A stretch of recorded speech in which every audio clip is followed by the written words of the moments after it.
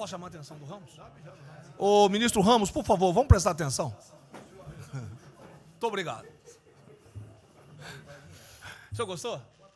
Tá. Senhores, bom dia. Essa reunião é por solicitação minha ao presidente da República, porque nós iríamos apresentar isso à imprensa, que não foi apresentada, e começaram uma série de especulações sobre esse plano de retomada. Então, eu solicitei ao presidente uma reunião com os ministros, porque o plano não vai ter efeito se todos os senhores não nos ajudarem, cada um na sua área, é claro. Tá?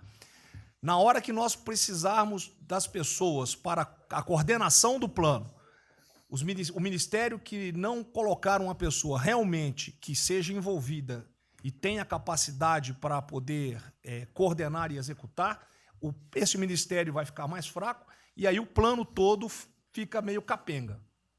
Tá? É uma apresentação de 10 minutos no máximo, mas é somente isso. Eu pediria também aos senhores que a finalidade não é reunião de ministros para nós discutirmos nada, é simplesmente para apresentarmos o plano. Como é que saiu essa ideia? Eu estava conversando com diversos ministros, entre eles Rogério Marinho, o Tarcísio, inclusive o nome do plano, eu roubei de um plano do Tarcísio, né, Tarcísio? Né? Pedi autorização a ele, roubei.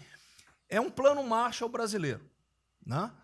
E eu comecei a observar que tinha plano da Ministério de Desenvolvimento Regional, que a economia tem plano, que a saúde tem plano, e não estava havendo uma coordenação, uma sinergia. Então, esse foi o motivo dessa reunião aqui. Eu vou procurar ser bem breve e objetivo. Por favor, passa a primeira. Muito bom. Passou tudo. Acabou. Então, vamos acabar. Você está no fim, está errado, cara. Porra. Passa a primeira. Muito bem. Os senhores podem observar o seguinte. Eu comecei com o presidente. O problema, nós estávamos invertendo a questão de uma lógica de raciocínio. Nós temos um problema, né? Nós temos que ver quais são as consequências negativas desse problema. Todo mundo sabia, sanitárias e econômicas. Ninguém tem dúvida, com reflexo em todos os ministérios. Mas o foco não é na solução do problema. O foco hoje, de uma maneira geral, é quem é o culpado. Né? E nós queremos recolocar, vamos dizer assim, readequar isso aí para como o governo deve reagir a este problema para achar uma solução para as duas consequências negativas que ocorrem. Próximo.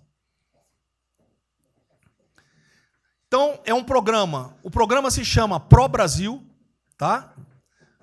Dou crédito o azar do Tarcísio foi ele ter conversado comigo.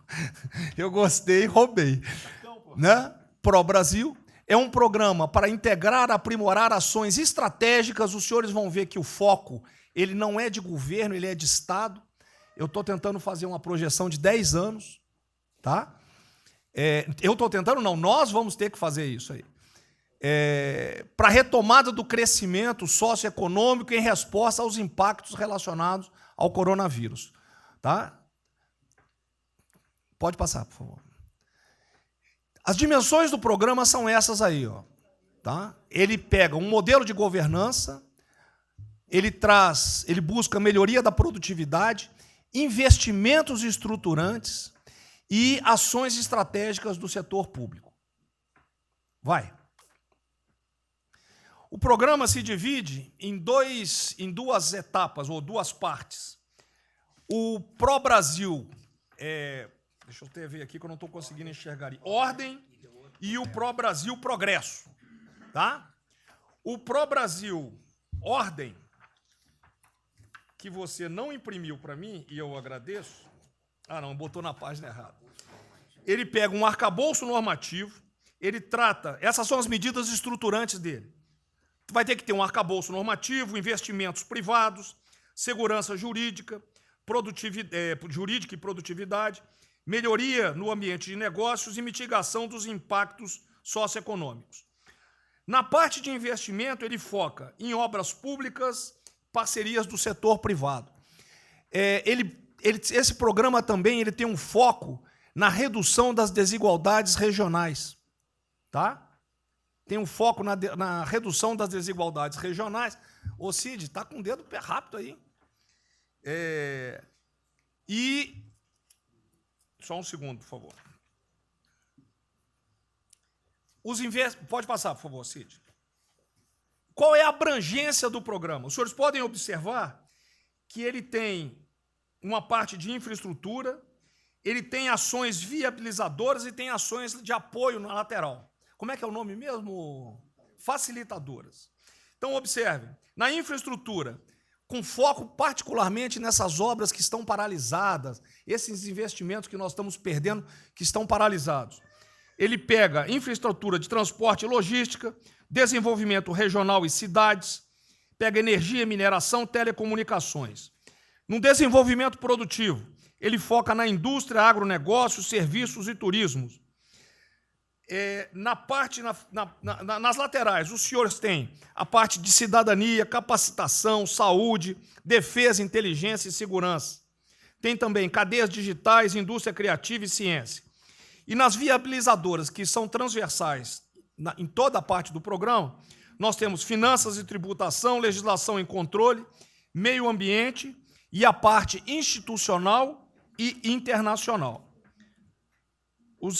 Qual é por favor, o nosso time frame que nós estamos pensando aí? A estruturação do programa, eu preciso que os senhores... Nós vamos fazer uma reunião, como os senhores podem ver. É a primeira reunião do grupo de trabalho, tá? Com todos os ministérios envolvidos. Na sexta-feira agora, tá? Os senhores vão receber o horário. E aí nós teremos, de maio a julho, a estruturação do programa. De agosto a setembro, o detalhamento do projeto. A partir de outubro, implantação em larga escala, tendo um foco prioritário naquelas ações que têm uma resposta mais imediata. Porque o brasileiro é o seguinte, na hora que nós lançarmos o programa, eles vão começar a cobrar resultado. Né? Então, eu tenho que ter alguma resposta para o público. E a efetividade dos processos e monitoramento, na realidade, não está no final, ele está durante todo o processo. Tá? Passa mais um, Cid, por favor. Não, volta um. Aí. O horizonte do programa, se os senhores observarem, nós estamos pensando no horizonte, né, até 2020, na realidade, até 2030. Tá? Mas uma primeira fase dele, ele é faseado até o final desse primeiro governo, mas com um planejamento que prossiga nisso aí. Esse é o foco do que o trabalho que os grupos vão ter que apresentar. Tá ok? Pode passar a última, por favor.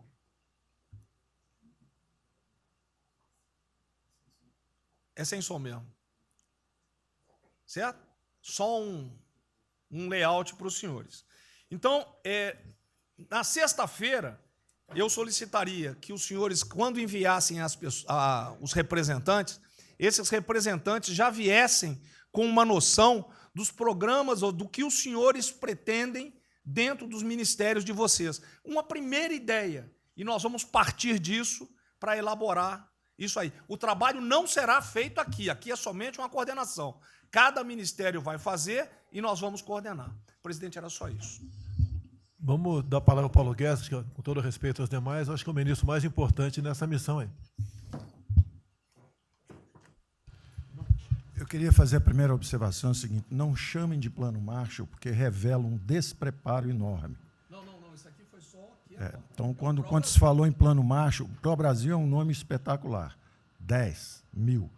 Plano Marshall é um desastre, porque revela despreparo nosso. O plano Marshall, por exemplo, os Estados Unidos podem fazer um plano Marshall para nos ajudar. A China deveria financiar um plano Marshall para ajudar todo mundo que foi atingido. Então, a primeira inadequação, a gente tem que tomar muito cuidado, é o seguinte, é o plano pró-Brasil. Não se fala plano Marshall porque é um desastre, vai revelar a falta de compreensão das coisas. A segunda coisa é o seguinte, é super bem-vinda essa iniciativa para nos integrarmos todos. Agora, não vamos nos iludir. A retomada do crescimento vem pelos investimentos privados, pelo turismo, pela abertura da economia, pelas reformas. Nós já estávamos crescendo. Voltar uma agenda de 30 anos atrás, que é investimentos públicos financiados pelo governo. Isso foi o que a Dilma fez 30 anos. Então, está cheio de gente pensando nessa eleição agora e botando coisa na cabeça de todo mundo aqui dentro. São governadores querendo fazer a festa, são, às vezes, ministros querendo aparecer, tem de tudo. E todo mundo vem aqui, vamos crescer, agora temos que crescer, tem que ter a resposta imediata, porque o governo vai gastar. O governo quebrou. O governo quebrou em todos os níveis. Prefeitura, governador e governo federal. O que nós conseguimos fazer? Nós sinalizamos o contrário. Nós desalavancamos o banco público, reduzimos o endividamento, baixamos os juros e o Brasil ia começar a voar. Então, se a gente lançar agora um plano, todo o discurso é conhecido, acabar com as desigualdades regionais, Marinho, claro, está lá, são as digitais dele. É bonito isso, mas isso é o que o Lula, que a Dilma estão fazendo há 30 anos. Se a gente quiser acabar igual a Dilma, a gente segue esse caminho. Então, eu acho o discurso bom, mas nós temos que tomar cuidado e reequilibrar as coisas. Não pode ministro, para querer ter um papel preponderante esse ano, destruir a candidatura do presidente, que vai ser reeleito se nós seguirmos o plano das reformas estruturantes originais. Então, eu tenho que dar esse recado, nós vamos estar à disposição, nós vamos ajudar tudo, mas nós não podemos nos iludir. O caminho desenvolvimentista foi seguido.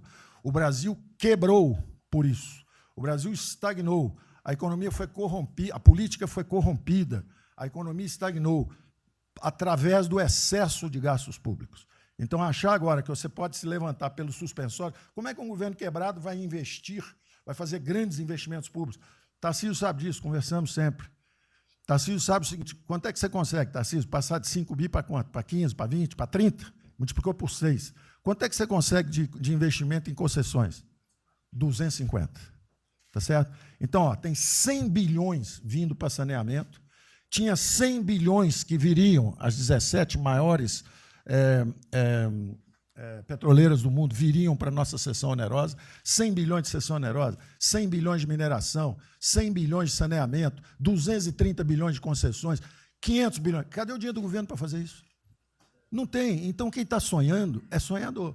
A gente aceita. Politicamente, a gente aceita. Vamos fazer todo o discurso da desigualdade, vamos gastar mais, precisamos eleger o presidente, mas o presidente tem que pensar daqui a 3 anos. Não é daqui a 1 ano, não. Tem muita gente pensando na eleição desse ano. É só a observação que eu faria. Eu estou fora de eleições municipais. Só um minutinho. A ideia aqui, ninguém falou em investimento público por enquanto. Inclusive, nós falamos ali em investimento... falamos, inclusive, em investimentos privados. O que tem que acontecer é o seguinte, eu estou vendo o plano de toda gente, nós temos que sentar isso, aqui, não, a imprensa, a economia, fundamental. Exatamente o que pode, o que não pode. Fundamental a coordenação. Até para não apresentar. sair na imprensa o que está saindo. Porque saiu na imprensa assim, plano Marshall e economia está fora. Quer dizer, alguém foi para a imprensa e falou, ó, vê um plano Marshall aí, a economia está fora. Quer dizer, enfraquecer o nosso discurso no momento desse é uma tolice, é um atentado contra nós mesmos. Espera um pouquinho, dá licença um pouquinho. Questão da imprensa. Eu acho que eu resumi hoje na frente do Palácio em 20 segundos. Eu não vou falar com vocês, que vocês vão deturpar, vocês inventam e potencializam. Tem que ser o papel de cada um. Não pode um sair daqui no cantinho, foi mais ou menos isso. Não pode falar nada, tem que ignorar esses caras, 100%. Senão a gente não vai para frente. A gente está sendo pautado para esses pulhas, o tempo todo jogando um contra o outro, até a Tereza Cristina contra mim, quem diz? Apaixonar pela Tereza Cristina, jogo ela contra mim, o tempo todo. Tá? Então, se a gente puder falar zero com a imprensa, é a saída. Bom, eu vou ser muito rápido aqui, general. Primeiro, parabéns. É fundamental esse processo de coordenação e de centro de governo. Nós precisamos ter isso cada vez mais aprofundado e com melhor qualidade. Segundo, eu quero, não precisa, mas eu quero me somar a essa visão do ministro Paulo Guedes, porque, vamos lá, nós recebemos o governo com 36 mil obras paradas. Oriundas da onde? Do PAC. Só para lembrar. O Abraão tem não sei quantas mil creches.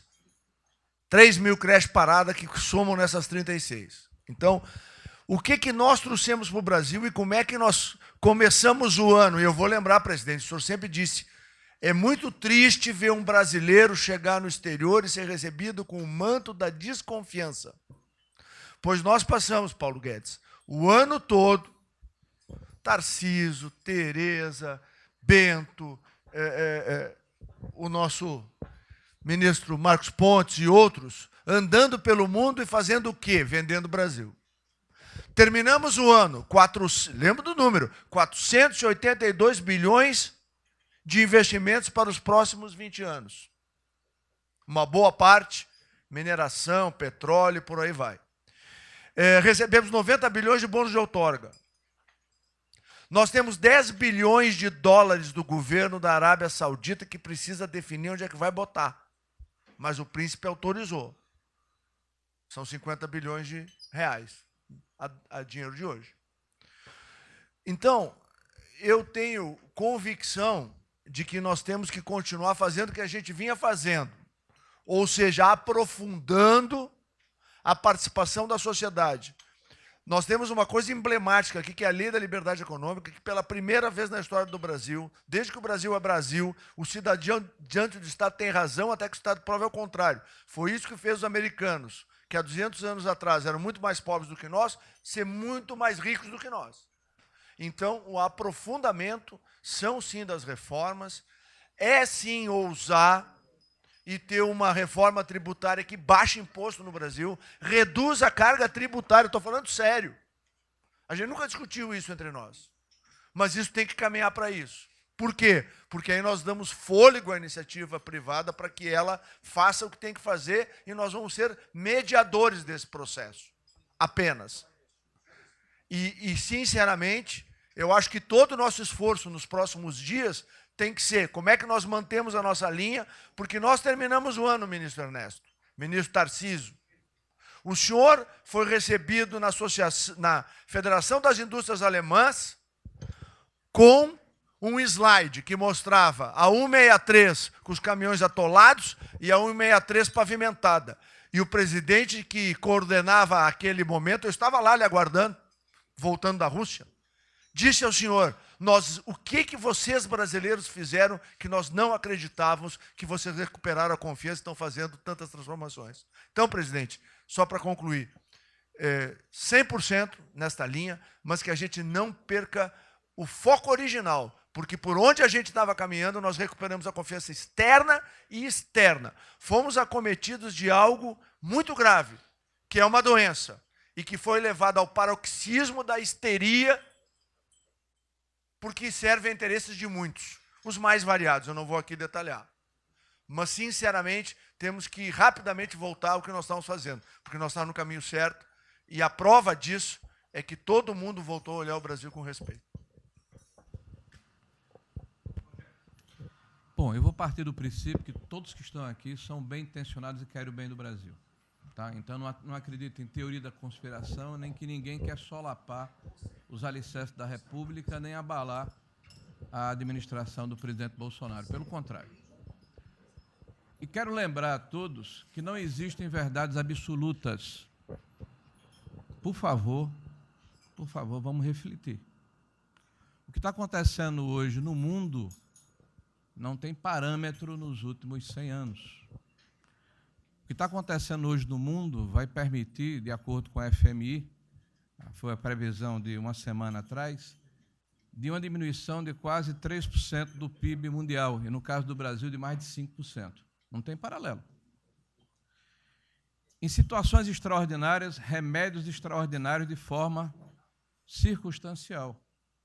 Isso não significa que nós tenhamos a necessidade de implantarmos uma política permanente. O ministro Braga Neto está, na sua apresentação, ele estabelece, inclusive, um limite temporal e deixa claro que é uma política de Estado. O que eu peço é que nós tenhamos aqui as mentes abertas e que os dogmas, quaisquer que sejam eles, presidente, sejam colocados de lado nesse momento. Porque os governos do mundo, certamente, têm a capacidade de entender o que está se passando. E eu tenho visto governos extremamente liberais preparando programas de reconstrução, levando em consideração a necessidade de que o Estado Nacional passe a ter um papel diferente como tomador de risco nesse momento em que há uma queda abrupta da liquidez. O ministro Onyx fala com muita propriedade da Arábia Saudita dos 10 bilhões de dólares. É bom lembrar, está aqui o ministro Bento, que está se pagando para se retirar petróleo do mundo. Os países vão utilizar suas respectivas liquidez para resolver os seus problemas de infraestrutura e de retomada das suas economias. Nós temos que ter segurança jurídica, senhor presidente. Respeito a contratos, senhor presidente. Capacidade de alavancar recursos privados com a inversão de recursos públicos, sim. É bom lembrar que eu tenho ouvido falar, não sei se é verdade, depois a gente vai colocar na ponta do lápis, que a gente pode chegar a 600 bilhões de reais esse ano de ajuda a empresas e a pessoas físicas. Recursos do governo federal, fruto de endividamento do governo, desse governo, que vai terminar o ano com um déficit 4, 5, 6 vezes maior do que estava precificado no início do ano. Caiu um meteoro sobre as nossas cabeças. Então, por favor, nós não podemos começar uma discussão com verdades absolutas e com dogmas estabelecidos ao longo de 100 anos, em função de uma catástrofe que se abateu sobre o mundo, e os governos de todo o mundo estão se debruçando sobre o assunto, entendendo que muda o papel do Estado. Senhor presidente, é bom lembrar que, quando houve a unificação da Alemanha, eu acho que esse é um fato histórico irrefutável, o Estado alemão entendeu e fez um pacto de que haveria necessidade de investir em capital humano e infraestrutura na Alemanha Oriental para diminuir desigualdades regionais. E esse é um pacto do Brasil.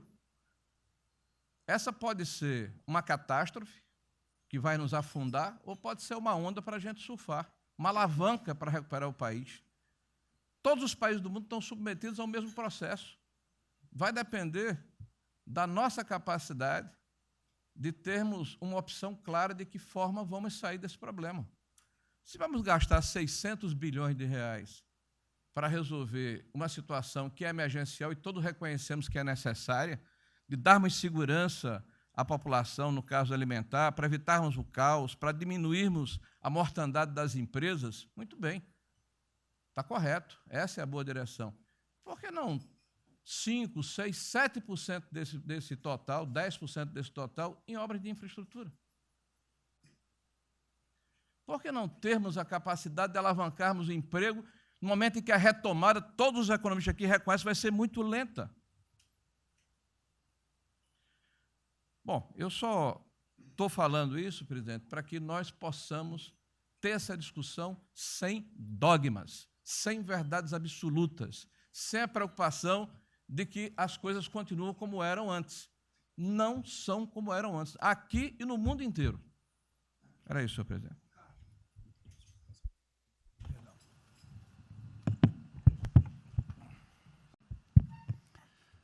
Presidente, eu estava assistindo atentamente a apresentação do colega ministro Braga Neto, e na parte final, ali no slide das questões transversais, está o meio ambiente, mas eu acho que o que eu vou dizer aqui sobre o meio ambiente se aplica a diversas outras matérias. Nós temos a possibilidade, nesse momento que a atenção da imprensa está voltada quase que exclusivamente para o Covid e daqui a pouco para a Amazônia, o general Mourão tem feito aí os trabalhos preparatórios para que a gente possa entrar nesse assunto da Amazônia um pouco mais calçado, mas não é isso que eu quero falar. A oportunidade que nós temos, que a imprensa não está nos dando um pouco de alívio nos outros temas, é passar as reformas infralegais de desregulamentação, simplificação, todas as reformas que o mundo inteiro, nessas viagens que se referiu o Onyx, certamente cobrou dele, cobrou do Paulo, cobrou da Tereza, cobrou do Tarcísio, cobrou de todo mundo, da segurança jurídica, da previsibilidade, da simplificação. Essa grande parte dessa matéria, ela se dá em portarias e normas dos ministérios que aqui estão, inclusive o de meio ambiente. e que são muito difíceis, e nesse aspecto acho que o meio ambiente é o mais difícil de passar qualquer mudança infralegal em termos de instrução normativa e portaria, porque tudo que a gente faz é pau no judiciário, no dia seguinte. Então, para isso precisa ter um esforço nosso aqui, enquanto estamos nesse momento de tranquilidade no aspecto de cobertura de imprensa, porque só fala de Covid, e ir passando a boiada, e mudando todo o regramento, e simplificando normas, de IFAM, de Ministério da Agricultura, de Ministério do Meio Ambiente, de Ministério disso, de Ministério daquilo. Agora é a hora de unir esforços para dar de baseada a simplificação de regulatório que nós precisamos, em todos os aspectos. E deixar a AGU, o André não está aí, né? E deixar a AGU de stand-by para cada pau que tiver, porque vai ter. Essa semana mesmo nós assinamos uma medida a pedido do Ministério da Agricultura, que foi a simplificação da lei da Mata Atlântica para usar o Código Florestal. Hoje já está nos jornais dizendo que vão entrar com ações judiciais e ação civil pública no Brasil inteiro contra a medida. Então, para isso, nós temos que estar com a artilharia da AGU preparada para cada linha que a gente avança ter uma coisa. Mas tem uma lista enorme em todos os ministérios que têm papel regulatório aqui para simplificar. Não precisamos de Congresso, porque coisa que precisa de Congresso também, nesse fuzuê que está aí, não vamos conseguir aprovar. Agora tem um monte de coisa que é só parecer, caneta, parecer, caneta. Sem parecer também não tem caneta, porque dar canetada sem parecer é cana. Então, isso aí vale muito a pena. A gente tem um espaço enorme para fazer. Enfim, acho que essa é uma questão importante que estava aí nos slides, Braga Neto. Que... Isso, exatamente.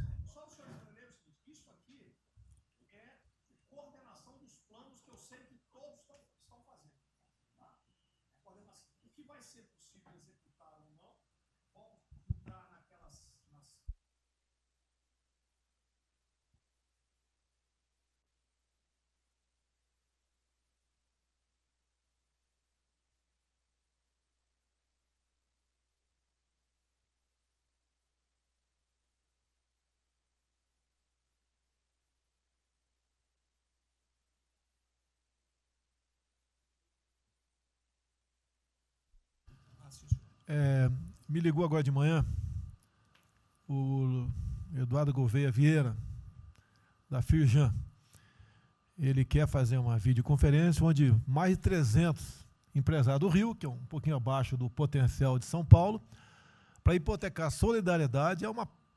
A ideia que nós temos de reabrir o comércio. A desgraça que vem pela frente, eu acho que o Paulo Guedes está sendo até legal, hein, Paulo Guedes? Eu não sou economista, não. Vai ser uma porrada muito maior que você possa imaginar. Não são apenas os informais. Eu acho que já bateu a 10 milhões de carteiras assinadas, foi para o saco. E os governos estaduais não têm como pagar salário dos caras. Não tem. Em maio, metade dos estados não vai ter como pagar salário mais. A desgraça está aí. Eles vão querer empurrar essa trozoba para cima da gente, esse pessoal aqui do lado vai querer empurrar, e a gente vai reagir, porque aqui não é saco sem fundo. Tá? Então, essa preocupação vamos ter. Paralelamente a isso, tem o AB da vida, enchendo o saco do Supremo, para abrir o processo de impeachment, porque eu não apresentei meu exame de vírus, essas frescuradas todas, que todo mundo tem que estar ligado. Não é apenas cuidar do seu ministério, nessas questões que estamos tratando aqui, é tratar da questão política também. Tá certo? Então, essa preocupação temos que ter, porque a luta pelo poder continua, a todo vapor. E sem neurose da minha parte. Tá? O campo fértil para aparecer uns porcaria aí, né? Levantando aquela bandeira do povo ao meu lado, não custa nada. E o terreno fértil é isso, desemprego, caos, miséria, desordem social e outras coisas mais. Então, essa preocupação todos devem ter. Né? Não é, tá bom, o Ministério fatura, deu merda no colo do presidente. Não pode ser assim. Hoje eu vi o Magno Malta me defendendo. O Magno Malta, desculpa aí, foi tratado lá atrás para ser vice. Depois ele resolveu não ser, tudo bem. Depois foi tratado para ser ministro, tudo bem. Agora, politicamente, ele nunca me deu uma alfinetada e sempre está defendendo, com os problemas que ele tem. Então, não é o ministro ir de peito aberto e entrar no covil dos leões. Mas não pode. né? Por exemplo, quando se fala em possível impeachment, ação no Supremo, baseado em filigranas, eu vou em qualquer lugar no território nacional. Ponto final. O dia que for proibido de ir para qualquer lugar do Brasil, pelo Supremo, acabou o mandato. E espero que eles não decidam, ou ele, né, monocraticamente, querer tomar certas medidas, que daí nós vamos ter uma crise política de verdade. E eu não vou meter o rabo no meio das pernas. Isso, zero. Tá certo? Porque se eu errar, se achar um dia ligação minha com o empreiteiro, dinheiro na conta na Suíça, porrada, sem problema nenhum. Vai para o impeachment e vai embora. Agora, com frescura, com babaquice, não. Até em cima do que eu falei, em frente ao Forte Apache. Eu sou o chefe supremo das Forças Armadas. Ponto final. O pessoal estava lá, eu fui lá, dia do Exército. E falei algo que eu acho que não tem nada demais. Mas a repercussão é enorme. Oh, AI-5. Cadê o AI-5? Acabou com o AI-5, não existe adicional no Brasil mais. É uma besteira. Artigo 142. É um pessoal que não sabe interpretar a Constituição. Agora, em cima disso, fazer uma onda. Vamos ouvir deputados, empresários, sei lá o que for. Agora, quando a Câmara faz lá dentro uma homenagem a Che Guevara, a Mao Tse Tung e tudo mais, não tem problema nenhum. Quando o Partido Comunista do Brasil faz suas convenções e idolato lá, Fidel Castro, então não tem problema nenhum. Quando um coitado levanta uma placa de AI-5, que eu estou me lixando para aquilo, porque não existe AI-5. Não existe. Artigo 142. Nós queremos cumprir o artigo 142, todo mundo quer cumprir o artigo 142. E haver necessidade, qualquer dos poderes pode, né, pedir às Forças Armadas, né, que intervenham para restabelecer a ordem no Brasil, naquele local, sem problema nenhum. Agora, todos, né, têm que se preocupar com a questão política, e a quem de direito, tirar a cabeça da toca, porra. Não é só ficar dentro da toca o tempo todo, não. Estou bem, estou cuidando da minha imagem, a minha imagem está aqui, eu sou bonitinho, e o requisito pronto. Não, tem que fazer a sua parte. Então é isso que eu tenho falar com você, que depois de um certo momento, onde chegar a cabeça dessas pessoas, fica difícil voltar atrás. Daí querem uma crise, é uma crise. Não tenho amor por esse mandato, por a cadeira de presidente. Zero. Não vou provocar ninguém. E assim como a defesa faz uma nota muito boa, dizendo que vai cumprir a Constituição, liberdade, 10, e não aceita golpe, 10, também não aceita o contragolpe dos caras, porra. Vai deixar alguns malucos aí, que a gente sabe quem são, ficar aí naquela fervura de o presidente é irresponsável, ele é maluco, ele é genocida. Não é assim. O que vale para um lado, vale para o outro. O que não vale para um lado, não vale para o outro. Essa é a nossa preocupação que devemos ter. Com isso que está aqui, o pró-Brasil, mas também com a questão política. Se nós começarmos a falar com propriedade, e tem muita gente que fala muito melhor do que eu, e tem um conhecimento muito melhor do que eu, tem que falar, pô, discretamente, mas tem que falar, para não deixar subir a temperatura, que é só porrada o tempo todo em cima de mim. E vou continuar indo em qualquer lugar do Brasil, ponto final, é problema meu. Tá certo? Se eu não tivesse direito de ir e vir, prefeitinho lá do fim do mundo, um jaguapoca de um prefeito, manda prender. Tem que a justiça se posicionar sobre isso, porra. Tem que se posicionar sobre isso abertamente. Não admitimos prisão por parte de prefeitos e o decreto. Tem que falar, não é ficar quieto. E aquele direito aqui, e todos os ministros têm que falar isso aí, não é só a justiça. Todos têm que falar. Não é ficar, toca o barco não e vamos em frente. Tá? Então é isso que eu apelo a vocês, pô. Essa preocupação, acordem para a política e se exponham. Afinal de contas, o governo não só. E se eu cair, cai todo mundo. Agora, se tiver cair um dia, vamos cair lutando, uma bandeira justa, não para uma babaquice de exame antivírus, pô. Pelo amor de Deus, pô. Tá? Eu, até já bem claro, de uns 8 anos para cá, quando pedia farmácia de manipulação, um remédio qualquer, eu falava com o médico. Bota um nome de fantasia, porque se for o meu nome para lá, como sempre foi um cara manjado, né, tem 3, 4 que vão manipular lá o medicamento, pode me envenenar, pô. E assim é a mesma coisa a questão do vírus, entre outros. De acordo com o interesse, o cara dá negativo ou dá positivo, depois que deu, vai para a contraprova, mas dá problema. E nós sabemos, tá certo, que nós temos um compromisso com a verdade. Eu jamais mentiria se não tivesse realmente um exame negativo. Jamais o emitir é negativo, deu positivo, vice-versa. Jamais. A verdade é acima de tudo. Então, é o apelo que eu faço a todos que se preocupem com política para não ser surpreendido. E eu não vou esperar o barco começar a afundar para tirar água. Estou tirando água e vou continuar tirando água de todos os ministérios. No Tocante é isso. A pessoa tem que entender. Se não quer entender, paciência, pô. E eu tenho o poder e vou interferir em todos os ministérios, sem exceção. Nos bancos eu falo com o Paulo Guedes, se tiver que interferir. Nunca tive problema com zero problema com o Paulo Guedes. Agora, os demais, vou. Eu não posso ser surpreendido com notícias. Pô, eu tenho a PF que não me dá informações. Eu tenho as inteligências das Forças Armadas que não têm informações. A BIM tem seus problemas. Tem algumas informações. Só não tenho mais porque está faltando, realmente, temos problemas. Aparelhamento, etc. Mas a gente não pode viver sem informação. Quem é que nunca ficou atrás da porta ouvindo que seu filho ou sua filha está comentando? Tem que ver, depois que ela engravida, não adianta falar com ela mais. Tem que ver antes. Depois que o moleque encheu os cornos de droga, não adianta mais falar com ele, já era. E a informação é assim. Eu estava vendo, estudando no fim de semana aqui, como é que o serviço chinês secreto trabalha nos Estados Unidos. Qual a preocupação nossa aqui? É simples o negócio. Ah, não deve falar publicamente. Deve falar como? Está todo mundo vendo o que está acontecendo?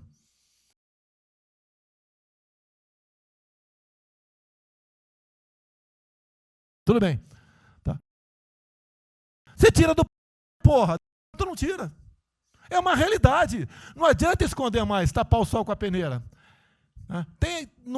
Em alguns ministérios, tem gente deles plantada aqui dentro. Então não quer brigar. Zero briga. Precisamos dele para vender? Sim, eles precisam também de nós. Porque se não precisasse, não estariam comprando a soja da gente, não. Precisam. E é um negócio, pô. E devemos aliar com quem tem alguma afinidade conosco, para a gente poder fazer valer a nossa vontade naquele momento. Não adianta se esconder aqui, depois tem um problema, daí liga para o tio, ele fala, pô, cara, você me ignorou até hoje? Você só não me chamou de imperialista, igual a esquerdalha e o FHC falava no passado. No resto, agora não dá mais. Então, essa é a preocupação que temos que ter. A questão estratégica, que não estamos tendo. E me desculpe, o serviço de informações nosso, todos, são uma vergonha, que eu não sou informado. E não dá para trabalhar assim, fica difícil. Por isso, vou interferir. E ponto final, pô. Não é ameaça, não é uma extrapolação da minha parte, é uma verdade. Como eu falei, né? Dei os ministérios para os senhores, o poder de veto. Mudou agora, tem que mudar, pô. E eu quero realmente governar o Brasil. Nós precisamos de todos aqui, como disse o Marinho, né? Aqui é o mesmo barco. Se alguém cavar no porão aqui, vai todo mundo para o saco aqui, vai todo mundo morrer afogado. Então é isso que a gente precisa, é pensar além do que tem que fazer internamente aqui. Quando explodiu em Metro, eu conversei com o Paulo Guedes. Desculpa a linguagem, é uma putaria o Inmetro. Trocar tacógrafo, tocar taxímetro, botar chip na bomba de combustível, putaria, igualzinho a tomar 3 pinos. Está muito bem agora, a imprensa enfiou porrada. Botou um coronel. O coronel é formado pelo IME. Não ia botar um coronel sem uma formação. Tá? E assim nós devemos agir, como eu estava discutindo agora. IFAM, está lá vinculado à cultura. Eu fiz a cagada em escolher, não escolher uma pessoa que tivesse também outro perfil. Uma excelente pessoa que está lá, tá? Mas tinha que ter outro perfil também. O IFAM para qualquer obra no Brasil. Compara do Luciano Hang. Encontra lá um cocô petrificado de índio, para a obra, pô. Para a obra. O que tem que fazer? Alguém no IFAM que resolva o assunto. E assim nós temos que proceder. E assim, cada hora, como eu falei da Tereza Cristina, que mudou uma instituição normativa, revogou uma instituição normativa, ajudou 400 mil pessoas no Vale do Ribeira, parabéns a ela. Assim são outras decisões. A questão de armamento, tá? As questões de... por quê? Espera aí. Senhor ministro da Justiça, por favor. Foi decidido há pouco tempo que não podia botar algema em quase ninguém. Por que estão botando algema em cidadão que está trabalhando, ou mulher que está em praça pública, e a justiça não fala nada? Tem que falar, pô. Vai ficar quieto até quando? Ou eu tenho que continuar me expondo? Tem que falar, botar para fora, esculachar. Não pode botar algema. Decisão do próprio Supremo. E vão ficar quietos até quando? Ficar humilhando o nosso povo. Porque isso está crescendo. O pessoal fica apontando para mim, votei em você para você fazer alguma coisa. Votei em você para você tomar decisões, para você brigar. E é verdade. Eu estou me lixando com a reeleição. Eu quero mais que alguém seja eleito, se eu vier candidato, tá? Eu quero ter paz no Brasil, mais nada. Porque se for à esquerda, eu e uma porrada de vocês aqui tem que sair do Brasil, que vão ser presos. E eu tenho certeza que vão me condenar por homofobia. 8 anos por homofobia. Daí inventam o racismo, como inventaram agora para o Von Traub. Desculpa o desabafo. Puta que eu pariu. O Von Traub pode ter falado a maior merda do mundo, mas racista? Vamos ter que reagir, pessoal. É outra briga. Tem que ser um governo com altivez. Se expor, mostrar que nós temos o povo do nosso lado. Que nós somos submissos ao povo. Nós queremos realmente, é como disse, se não me engano, Margaret Thatcher, né? Ou Reagan, não sei, para ser conduzido pela porra brasileira. E ponto final. Onde o povo está, vamos estar junto. Eu não convidei ninguém para ir para frente do Forte Apache. Ninguém, zero. Estava na casa do meu filho, fiquei sabendo, vou para lá. A imprensa está falando agora que não sei, 2 ministros militares aí não aceitaram o meu convite. O dia que ou eu convido o ministro para o churrasquinho em casa, eu pago uma missão. Tá? Não sei, eu pago uma missão. A missão for absurda, o ministro falou, tchau, estou fora. Tá certo? Ou vai e fica puto, mas vai, pô. E jamais eu vou pagar uma missão escrota para quem quer que seja. Nem no quartel fazer isso com o recruta, nem no quartel. Tá certo? Quem dirá o nosso convívio aqui, que é muito bom, partir para essa linha. Não estamos em desespero, nós estamos bem. Não somos acusados de desvio, de corrupção, nada, está zero. Temos problema pela frente, vamos tentar solucionar. Eu tenho conversado com vários ministros. E vamos solucionar, porque o destino do Brasil está na mão desse grupo privilegiado que está aqui. Eu não seria nada sem vocês. Vocês não seriam ministros sem eu. Duvido, dificilmente alguém ia ser ministro tivesse uma Haddad aqui, eu duvido. Poderia aceitar por alguns dias, né? Depois ver a sacanagem que ia ser, não ia ser diferente do que foi os 2 anos anteriores do PT, né? Ia pedir para sair. Então, um apelo para vocês, todo mundo se preocupa com o futuro do Brasil, com a questão política. Criticar um ato de uma pessoa ou outra não é criticar o Congresso ou de criticar o Supremo Tribunal Federal. Quem não ficou revoltado, viu, o Moro ficou revoltado com a liberdade desse pessoal. Por causa de vírus, botou esse estuprador para fora. Imagine se tivesse estuprado uma filha nossa, um filho da puta desse posto de liberdade. Agora temos que colocar no lugar dessas pessoas, desse pai que teve a filha estuprada, e o vagabundo foi posto na rua. Uma decisão, foda-se quem seja, tem que jogar pesado em cima disso. Não é um desabafo, pessoal, é uma realidade. O nosso barco está indo, mas não sabemos ainda, no momento, dado o último caso, vírus, para onde está nosso barco. Pode estar indo em direção ao iceberg. A gente vai para o fundo. Então, vamos se ligar, vamos se preocupar. Quem de direito se manifesta com altivez, com palavras polidas, tá? Mas coloca uma posição. Porque não pode tudo veio para a minha retaguarda, tudo. Tá?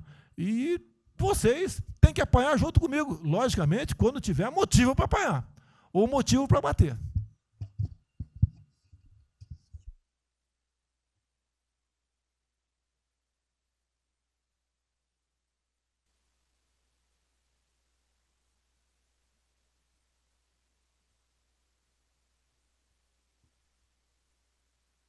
Nelson e o Paulo Guedes. Aí eu pediria só aos senhores que fossem breves. Não. Você também, cara? Ele quer cobrar os royalties do programa aí. Depois do Não, bem, a primeira questão do plano ali que foi apresentado, fica aqui o registro do meu elogio, certo que ele tem que ser preenchido aí nos detalhes, existem as questões econômicas a ser resolvidas lá pelo Ministério da Economia, a ser trabalhado também com as outras áreas econômicas. Só faria uma sugestão aqui, ministro, se pudesse colocar desde logo, em algum momento desse plano, alguma referência importante também à segurança pública e a controle da corrupção. Foram 2 temas centrais, né, nas últimas eleições, e são 2 temas que, embora, é claro que o plano vai ficar sujeito aí ao detalhamento necessário, mas acho que é importante ter uma referência inicial para não parecer que nós estamos descurando desses aspectos específicos. Nós não entramos em detalhes, porque isso aqui entendendo? Isso aí, para mim, viria no detalhamento do Ministério. Mas eu acho que politicamente cabe. Não, sim, sim. Não, eu entendo que cabe no detalhamento, mas acho que uma referência, né, seria interessante. A gente tem que apontar também que foi uma vitória do governo, do presidente. Ano passado houve uma queda expressiva desses principais indicadores criminais.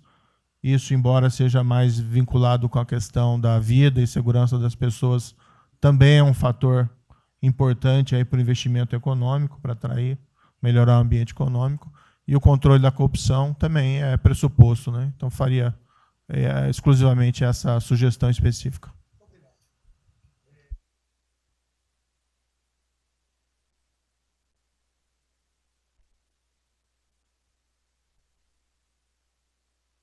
Para a gente começar a falar do dia seguinte, o próprio ministro Guedes, nas discussões que temos tido nas últimas semanas, tem nos orientado: o BNDES foca na reconstrução, foca no dia seguinte, porque a crise de saúde vai demorar alguns meses e a reconstrução muito mais meses do que isso. Então, é muito oportuno a gente já começar a discutir isso. Segundo, aqui eu subscrevo as palavras do ministro Salles. O que a gente tem observado nos projetos e concessões e etc., uma parte crítica é essa legislação ou funcionamento da máquina pública. É um momento muito oportuno para a gente aproveitar isso, e isso faz uma baita diferença no preço de um projeto, na velocidade, faz muita diferença. Então, subscrevo aqui as palavras do ministro Salles. E, por último, ministro, quando eu assumi o banco em julho, o banco estava montado como uma fábrica de empréstimo, e o banco, durante 15 anos, foi uma fábrica de empréstimo. De julho até hoje, a gente fez uma reestruturação completa no banco, montando o que eu acredito hoje ser já o maior banco de investimento do Brasil em pessoas, e um banco de investimento de serviços focado em planejamentos econômicos setoriais e estruturação de projetos. Tá? O banco já está atuando dessa forma. Temos um vasto conhecimento setorial, um vasto conhecimento de planejamento, já está rodando a contento. E esse BNDES de hoje se parece muito mais com o BNDES de 20 anos atrás, que era o BNDES que planejava e estruturava esses projetos para o Brasil. Então, eu queria colocar aqui à sua disposição, que nos use, estamos a serviço. Então, o que o senhor achar adequado e razoável, tanto no fornecimento de informações, mas como também nesse planejamento, na coordenação, temos já um modus operandi, uma estrutura que é plug and play. Se o senhor quiser usar, já está pronta para rodar para esse tipo de mapeamento e estruturação de projeto. Então, por favor, sinta-se bem à vontade de nos usar integralmente aqui na coordenação desse projeto, caso o senhor entenda adequado. Tá?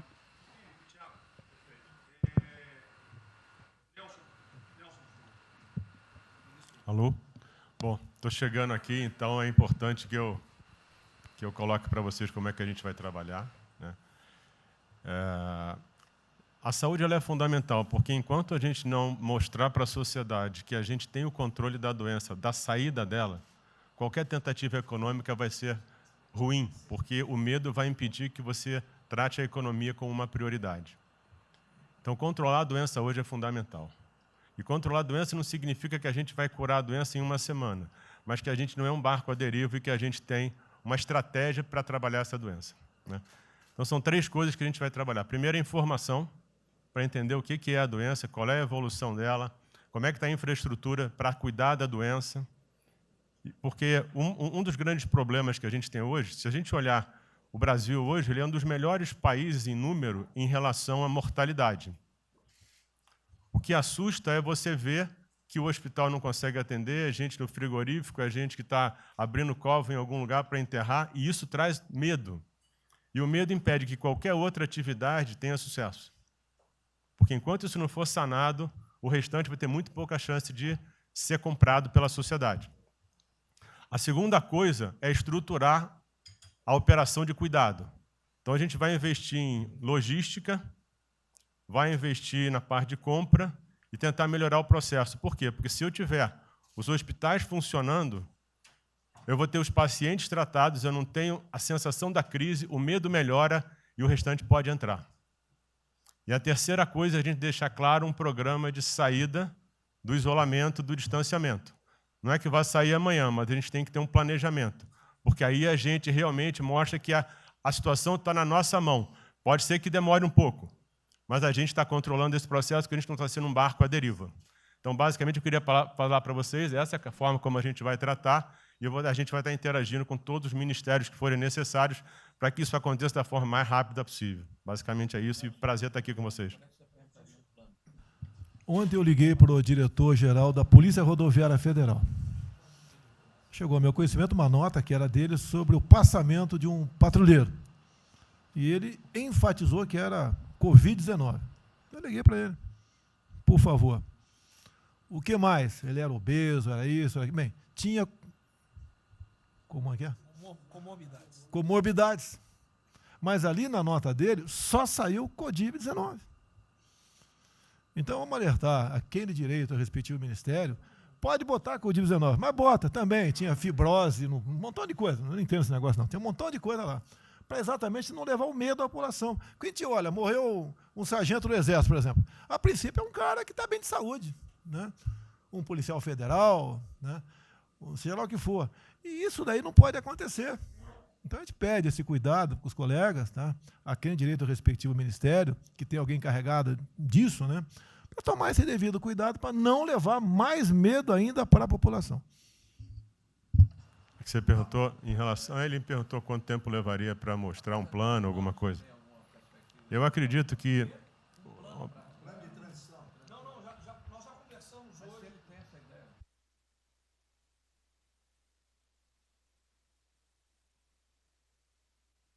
a gente está trazendo um reforço para poder acelerar esse processo, porque, na verdade, a gente está correndo contra o tempo. Enquanto a gente não conseguir controlar a percepção que a gente hoje tem condição de cuidar das pessoas, vai ser difícil, né? E o problema da doença é que você pega um sistema que, se você fala em eficiência, os hospitais têm que ser eficientes. Então, quando você fala em eficiência, você vai quase no limite do cuidado. Você não tem sobra, você não tem gordura. Quando você pega uma doença que chega, que é muita gente ao mesmo tempo, você não consegue ter agilidade para preparar o sistema para cuidar dela. E a gente tem um problema adicional que a gente tem que tomar cuidado, que é o seguinte: como você tem os hospitais com pouca... Você tem muita gente falando de Covid, mas os hospitais estão diminuindo muito o atendimento, o que significa que eles vão ter problema financeiro. Se isso prorroga, esses hospitais vão ter cada vez mais dificuldade, você vai poder ter um hospital mais sucateado, um hospital fechado. O que está acontecendo hoje? Vamos botar em números hoje, que a gente tem 4 milhões de pessoas hoje com a Covid. O Brasil hoje tem 212 milhões de pessoas. Tem 208 milhões que não estão tendo a atenção necessária. Então, você tem câncer, cardiovascular, isso tudo está represado, é demanda reprimida. Quando você controlar a Covid, o não Covid vai chegar com tudo. E você pode pegar uma estrutura sucateada. Aí você só vai transferir o problema de medo, que vai ser o medo da Covid para o medo da não Covid. Então, a gente tem que estar preparado para isso tudo. Então, não é só trabalhar o curtíssimo prazo, a gente tem que preparar para essa segunda fase que vai chegar também. Isso tudo a gente está fazendo, só para vocês saberem que a gente está pensando nisso tudo, só para vocês saberem que está tudo trabalhado.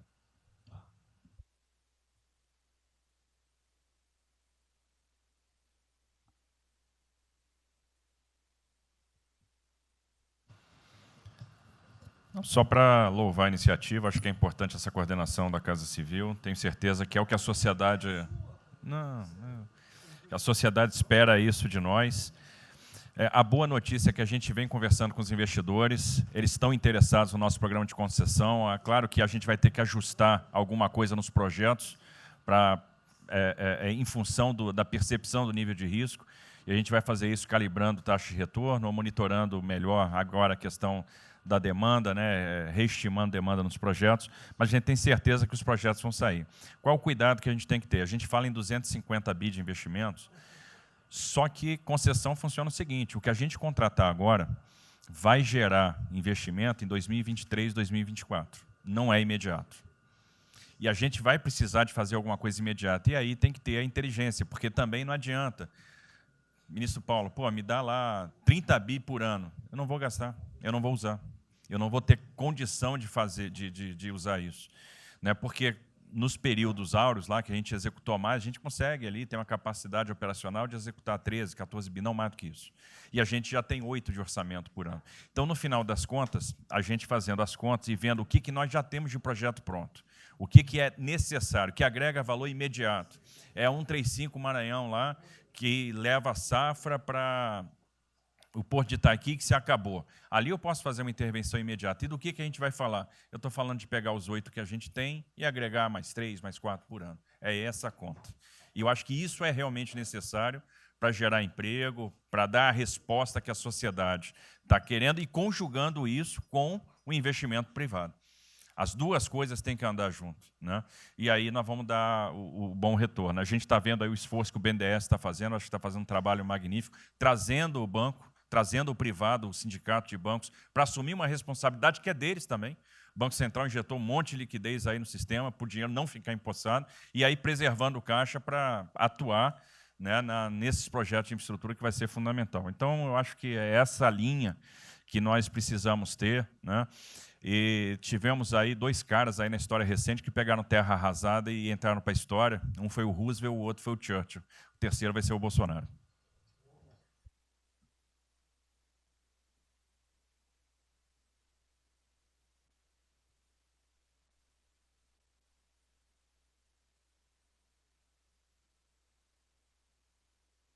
São só 5 pontos muito rápidos.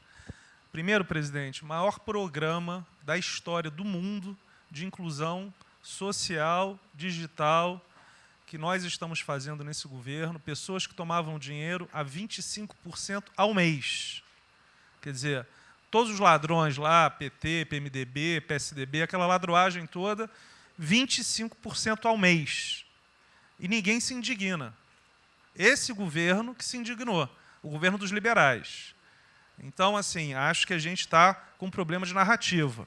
Hoje de manhã, por exemplo, o pessoal da Band queria dinheiro. O ponto é o seguinte, vai ou não vai dar dinheiro para Bandeirantes? Ah, não vai dar dinheiro para Bandeirantes? Passei meia hora levando porrada, mas repliquei. E falei, olha, vocês estão em casa? Eu tenho 30 mil funcionários na rua. Não tem esse negócio, essa frescurada de home office. Eu já visitei 15 agências. E você em casa? Aí o pessoal ficou um pouco mais calmo. Quer dizer, eu posso ter 30 mil brasileiros nas agências lá. Sabe quantas pessoas a Caixa está pagando hoje? 7 milhões de pessoas. E todo mundo em home office.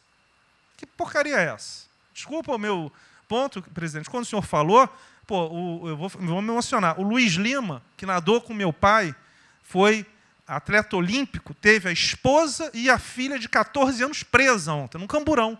Que porra é essa? Desculpa. Que porra é essa? O cara vai pro camburão com a filha. Se fosse eu, ia pegar minhas 15 armas e ia dar uma... Eu ia morrer. Porque se a minha filha fosse pro camburão, eu ia matar ou morrer. Que isso? Estava nadando, é uma atleta olímpica. Você tira a pessoa está nadando com 14 anos. Eu tenho uma filha, Maria, de 14 anos. Se a minha filha fosse para o camburão, ou eu matava ou eu morria. Que isso? E a esposa do Luiz Lima nem usou o fato de ser esposa de um deputado federal. Mas ela assim, foi calado e saiu calado. E aquele governador roubando para a direita, para tudo quanto é lado. Então, o governador rouba, aí ele sai prendendo todo mundo e fica tudo isso por isso mesmo. Aí a gente faz o maior programa da história da humanidade de inclusão de pessoas que recebiam 25% ao mês, cobravam. PSDB, PT, PMDB, aquele grupo todo. Na hora de privatizar, todo mundo, com 200 milhões, 300 milhões, tem vice-presidente da Caixa que eu expulsei, dos 120, 105 eu tirei.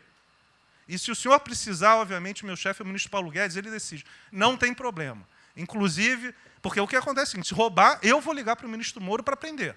Agora, se precisar de uma diretoria, não sei o quê, desde que sejam honestos, o ministro Paulo Guedes é que decide, etc. Mas dos 120, eu tirei 105.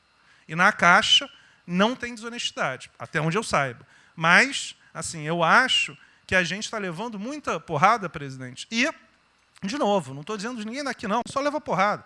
Agora, tem um limite. Desculpa, todo lugar que eu vou, as pessoas normalmente são educadas. Mas a paciência chega num limite, obviamente não dessa maneira, eu acho que tem um ponto. Nós estamos emprestando 154 bilhões de reais, mas só um ponto que eu acho importante. Tarcísio é super meu amigo e ele é muito esperto. Qual que é o grande ponto que a gente tem que evitar? O cara que está quebrado, já estava quebrado antes e que é a nossa molezinha. Então, assim, claramente tem que ajudar, e eu concordo. Tanto que nós emprestamos 43 bilhões de reais para o segmento imobiliário. 1,5 milhão de pessoas deixaram de ser demitidas. Agora, não é para todo mundo, não. Aquela empresa que já estava quebrada antes, por que a gente vai dar molezinha? Então, este ajuste fino é importante, os bancos têm que fazer. Por quê? Último ponto que eu falo. Já estou sendo processado também, vamos nós dois juntos para a cadeia, por causa do auxílio emergencial. Sabe o que tem? Tem gente do TCU dizendo que a gente está ganhando muito e tem gente dizendo que a gente está ganhando pouco. Ferrou. Ou seja, tem gente querendo me prender porque está dizendo que a gente está ganhando muito. E tem gente querendo me prender, que são aqueles caras lá que estavam antes, dando pouco. Vou acabar sendo preso, mas o que a gente não vai fazer? Deixar 30, 40, 50 milhões de pessoas passarem fome. Então, é só o meu recado dizendo o seguinte, a Caixa, o banco de todos os brasileiros. Poxa, a gente está com 30 mil pessoas. Eu passo ligando, 45 pessoas na Caixa tiveram coronavírus. 2 faleceram, um, na verdade, com 70 anos, que já estava aposentado, e outro. A pessoa, eu chorei mais do que a pessoa, a mãe. Uma pessoa em 30 mil que estão o dia inteiro. E eu já falei para minha esposa, se tiver qualquer coisa, eu vou tomar 1 litro de hidrocloroquina, aquelas coisas todas.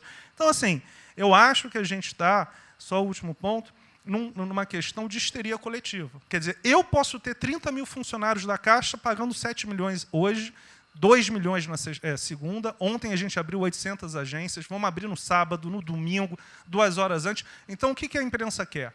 Que você pague e dane-se os funcionários da Caixa. Mas se morrer 2, Jornal Nacional, presidente Bolsonaro e presidente Pedro, irresponsáveis porque abriram. A gente só vai levar porrada. Agora, realmente, meu ponto é inaceitável, foi a primeira vez que aconteceu.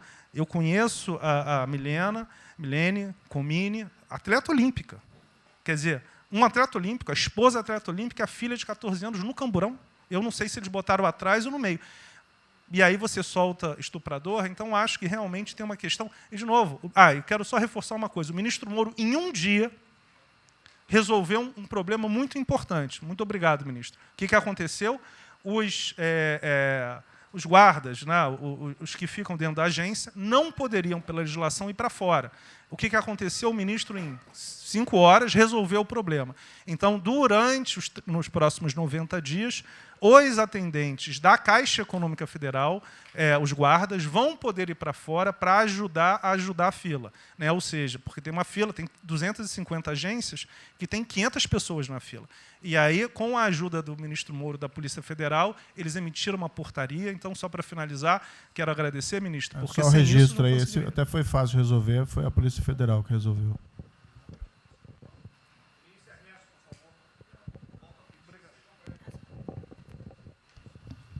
Muito obrigado, ministro. Rapidamente, sobre o plano. A dimensão internacional do plano, evidentemente, é fundamental, já está ali contemplada. Eu queria mencionar o seguinte, eu acho que é fundamental que essa dimensão internacional não seja simplesmente uma adaptação nossa ao cenário internacional, mas que ela leve em conta a capacidade que o Brasil hoje tem de influir no desenho de um novo cenário internacional. Eu estou cada vez mais convencido de que o Brasil tem hoje as condições, tem a oportunidade de se sentar na mesa de 4, 5, 6 países que vão definir a nova ordem mundial. Outro dia, na conversa do presidente com o primeiro-ministro da Índia, o indiano disse que vai ser tão diferente o pós-coronavírus do pré quanto o pós-Segunda Guerra do pré. E eu acho que é verdade. E assim como houve um Conselho de Segurança que definiu a ordem mundial, 5 países depois da Segunda Guerra, vai haver uma espécie de novo Conselho de Segurança, e nós temos, dessa vez, a oportunidade de estar nele e acreditar na possibilidade do Brasil influenciar e ajudar a formatar um novo cenário. E esse cenário, eu acho que ele tem que levar em conta o seguinte, estamos aí revendo os últimos 30 anos de globalização, vai haver uma nova globalização. O que aconteceu nesses 30 anos? Foi uma globalização cega para o tema dos valores, para o tema da democracia e da liberdade. Foi uma globalização que, a gente está vendo agora, criou um modelo onde, no centro da economia internacional, está um país que não é democrático, que não respeita direitos humanos, etc. Né? Essa nova globalização, acho que não pode ser cega. Né? Tem que ser uma globalização, tem que ser uma estrutura que leve em conta, claro, a dimensão econômica, mas também essa dimensão da liberdade, dos valores.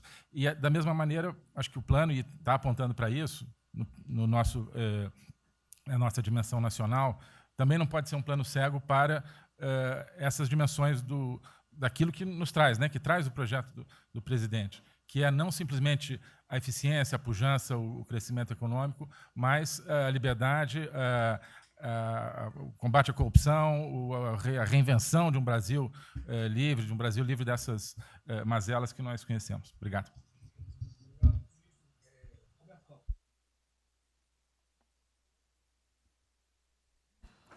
Não, é bem rápido. Eu só vou voltar numa história.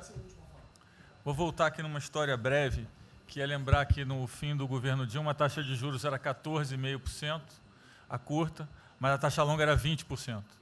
E aí, quando a gente olha o que aconteceu e o que proporcionou a taxa de juros cair, é interessante, porque teve um dia, 18 de agosto, que saiu uma manchete no jornal que todos os elementos apontavam que ia ter o teto de gastos. Naquele dia, a curva de juros longa começou a cair e foi quando depois o presidente do Banco Central anterior começou a cair os juros. Ele caiu os juros até o nível de 6,5%, estabilizou, teve a incerteza das eleições, com a incerteza do PT poder voltar, a taxa piorou. Depois, curiosamente, quando o mercado entendeu que ia ter a Previdência, foi quando abriu espaço para cortar os juros novamente. Então, a razão dos juros ter ido de 14,5%, ou 15% ou 20% para o que está hoje foi o fato da sociedade, do mercado ter entendido que o governo ia ter disciplina em relação às contas públicas. Isso a gente não pode esquecer. Tá? Se me permite, Roberto, então você está dizendo aí que não só a Selic, bem como a taxa longa, nós devemos basicamente a PEC do teto, é isso? Isso. Estou dizendo exatamente isso. E depois também a Previdência. Então, dito isso, eu acho que é importante a gente passar essa mensagem. Um outro tema só, aí em relação ao plano, 3 pontos só que eu acho importante. A gente tem feito reuniões entre os banqueiros centrais de vários países do mundo quase todas as semanas. E eu acho que tem 3 pontos que são importantes. Primeiro, existe um consenso hoje que o mundo privado está com muito medo de tomar risco. Então, que não vai ter como ter uma saída rápida sem que o governo não entre de alguma forma tomando risco, porque o mundo privado está com medo de tomar risco pelo fator medo, que é o fator que o doutor mencionou, que eu acho que é muito importante. Se amanhã você permitir todo mundo ir no estádio de futebol ver um jogo, será que todo mundo vai sair de casa e vai? Qual é o fator medo? E o fator medo é interessante, porque quanto mais informação você tem, mais medo você tem, porque a mídia joga medo. Então, você tem hoje uma classe mais alta que tem mais medo que a classe mais baixa, exatamente porque eles têm mais acesso à informação e a informação é enviesada. Então, o primeiro ponto é esse tema de tomar risco. O segundo ponto, rápido, é um tema que eu acho que está muito crescendo também, está crescendo bastante, que é a análise, que a gente chama de análise intertemporal. Quando você faz uma ajuda, quando o governo faz um gasto, geralmente acontece 2 coisas. Ou você bota fundo perdido, ou seja, esse gasto não vale nada, e aí vai ter um reflexo na economia, na taxa de juros, ou as pessoas exageram e falam, não, esse gasto vai ser multiplicador. Provavelmente não é nenhuma coisa nem outra. O que eu acho que falta de analisar os gastos do governo é o quanto desse gasto que eu recupero lá na frente, via preservar emprego, via manter uma empresa viva que ia morrer. Então, eu acho que falta análise completa do gasto. O gasto nunca é fundo perdido. Também ele nunca é muito multiplicador, ele é um meio do caminho entre uma coisa e outra. E o que eu acho que falta é a análise de eu vou gastar tanto e esse gasto vai ter essa efetividade. Por exemplo, existe uma percepção do mercado que dinheiro para governador e prefeito é dinheiro jogado fora. Pode ser que seja mentira, mas existe essa percepção hoje. E tem vários vídeos rodando por aí, os senhores devem ter visto, de que o dinheiro vai para a prefeitura e não vai parar, porque vai em bem intangível, que é difícil de controlar. Vai em programa que você nunca tem como monitorar. Então, acho que é importante esse tema de fazer essa análise intertemporal, de ver realmente qual é a eficiência do gasto. E, por último, último ponto, conversando com investidores, a gente tem feito isso, inclusive nós fizemos uma conversa, 2 bancos centrais com investidores, inclusive de infraestrutura, e o problema principal que aparece em toda a conversa no Brasil do investidor privado é que, no passado, toda vez que o investidor privado entrou, teve muita sacanagem. O tema da governança é super importante. Então, eu estava conversando com o Marinho, a coisa mais importante desse projeto, na minha opinião, é garantir que a governança é boa, para o investidor privado ter certeza que ele vai estar junto com o governo, ou ele vai estar em grande parte tomando risco, às vezes o governo vai tomar um pouquinho, mas que é uma coisa que ele não precisa se preocupar na frente com a governança. E o jeito de melhorar a governança é colocar agentes internacionais que fazem governança mundial. A gente conversou um pouco sobre isso, é só isso. Obrigado. Obrigado. Ministra Damares, por favor. Perdão, Marcelo já falou? Não. Ministra Damares. Ministro, parabéns pela ideia, mas eu preciso lembrar e e eu preciso fazer sempre isso para que a gente não perca o foco, a questão de valores, ministro.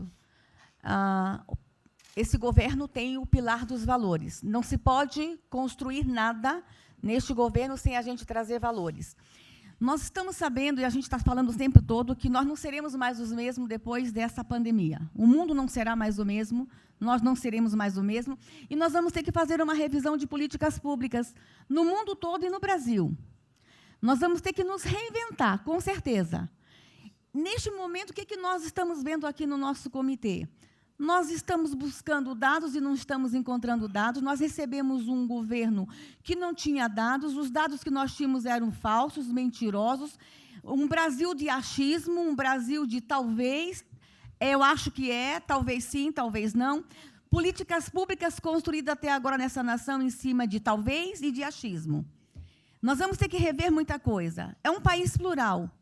Quando a gente foi buscar os povos tradicionais agora para a gente construir o enfrentamento ao coronavírus, nós descobrimos, ministros, que nós temos 1.300.000 ucranianos no Brasil e ninguém nunca falou de ucranianos para nós no Brasil, com a sua cultura totalmente preservada no Brasil.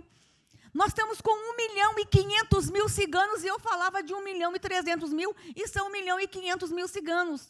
Nós estamos... Então, presidente, nós vamos ter que rever muita coisa na aplicação das nossas políticas públicas no Brasil. Os nossos seringueiros são em números maiores do que a gente imagina no Brasil. Então, tudo que nós formos construir, nós vamos ter que ver, ministro, a questão dos valores também. Os nossos quilombos estão crescendo e os meninos estão nascendo nos quilombos e seus valores estão lá. Então, tudo vai ter que ver a questão dos valores. E quando eu falo valores, ministro, eu quero dizer para o senhor, nós estamos com quase 80.000 idosos em abrigos no Brasil. Eu me surpreendi com números. Nós estamos com quase 60.000 crianças em abrigos no Brasil. Os números estão me surpreendendo. E eu estou com um número absurdo de mulheres também em busca de abrigos por causa de violência. Então, tudo isso tem que vir para este pacote. Nós vamos ter que fazer algumas revisões de políticas públicas no Brasil. Então, por favor, ministro, coloque aí a questão de valores. E quando eu falo valores, aí eu quero olhar para o nosso novo ministro aqui da Saúde e dizer, ministro, valores estão lá no seu ministério também.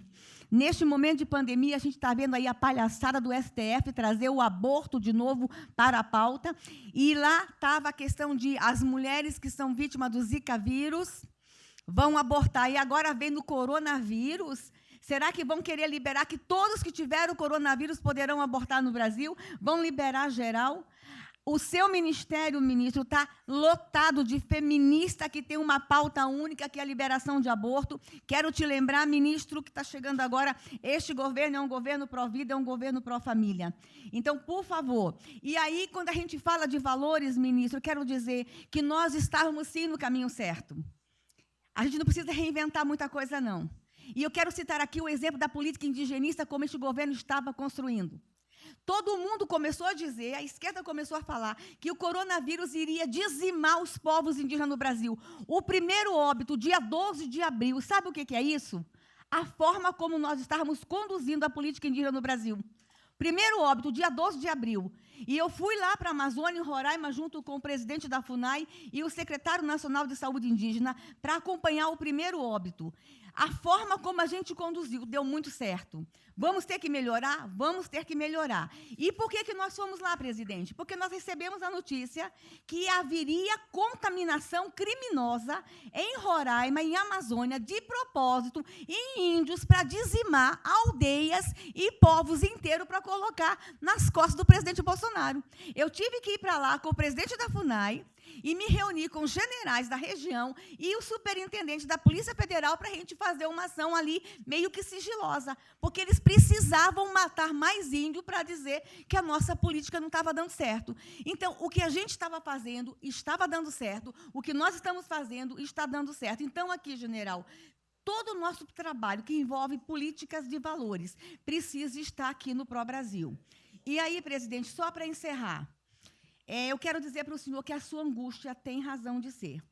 Nunca houve tanta violação de direitos no Brasil como neste período. Direitos fundamentais foram violados. No nosso Disque 100 tem mais de 5 mil registros, ministros, de violação de direitos humanos.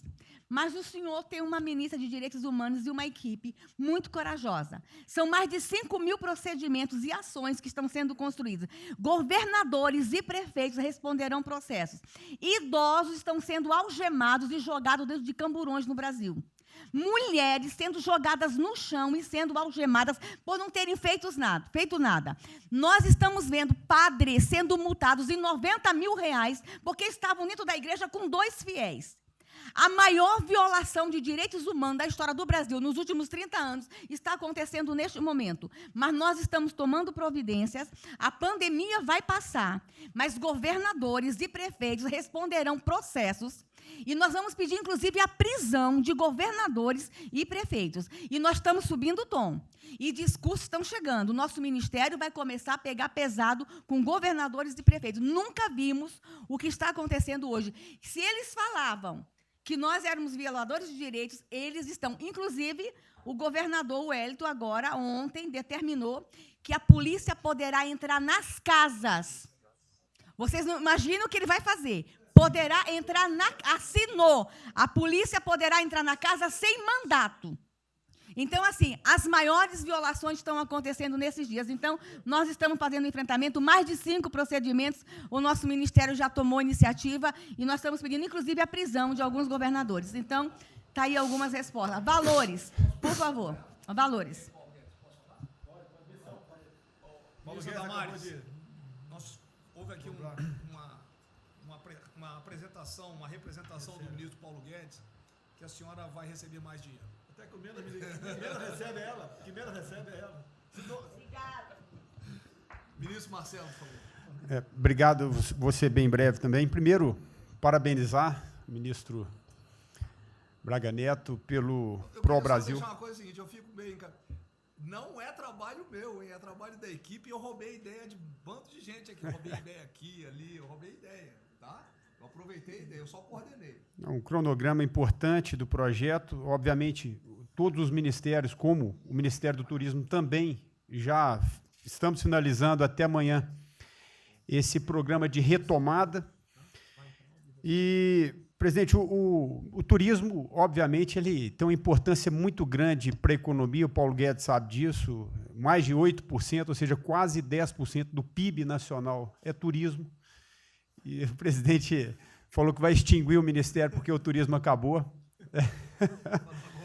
Agora precisa do ministério mais do que nunca, presidente. O turismo ele vinha numa crescente muito importante. O ano de 2019 cresceu 2,6%, enquanto a economia cresceu 1%. Gerou 163% a mais de emprego do que o ano de 2018. E, obviamente, no meio dessa pandemia, foi o primeiro a ser impactado e de forma brutal. O Rogério Marinho sabe bem disso e nos ajudou muito aí. Quero aproveitar para agradecer o Paulo Guedes, o Marinho também nos ajudou muito nesse processo, de contemplar, ou seja, de ter um plano de ação que viesse evitar o desmonte do setor do turismo, porque grande parte das empresas do turismo passou de um fluxo de caixa de 100 para 0 de um dia para o outro. Então, ações como a suspensão de contrato de trabalho, o ministro Moro também, agradeço, teve uma ação fundamental para o setor, que foi uma medida provisória que contemplasse ambas as partes, tanto o consumidor quanto as empresas, através da Senacom, o que impediu judicializações em massa, porque aquela pessoa que comprou o ingresso de um show ou um pacote turístico, ela, se fosse para cima das empresas ainda para pedir o reembolso de imediato, isso seria catastrófico, geraria mais desemprego ainda. Então, essa medida provisória garantiu que as empresas pudessem ter um fôlego, um prazo aí de até 12 meses para fazer esse reembolso. Um terceiro ponto foi a questão dos créditos, que está terminando de ser fechado junto ao BNDES. Agradeço muito aí também o Montesano, a Caixa Econômica também, o Pedro, o ministro Paulo Guedes, que o entrave maior estava na questão das garantias, mas a gente está conseguindo finalizar esse modelo de crédito para contemplar a todos, desde o MEI ao micro, pequeno, o médio, o grande empresário no Brasil do setor turismo. O setor, presidente, ficou muito feliz, se sentindo contemplado com todas essas ações e medidas por parte do governo federal.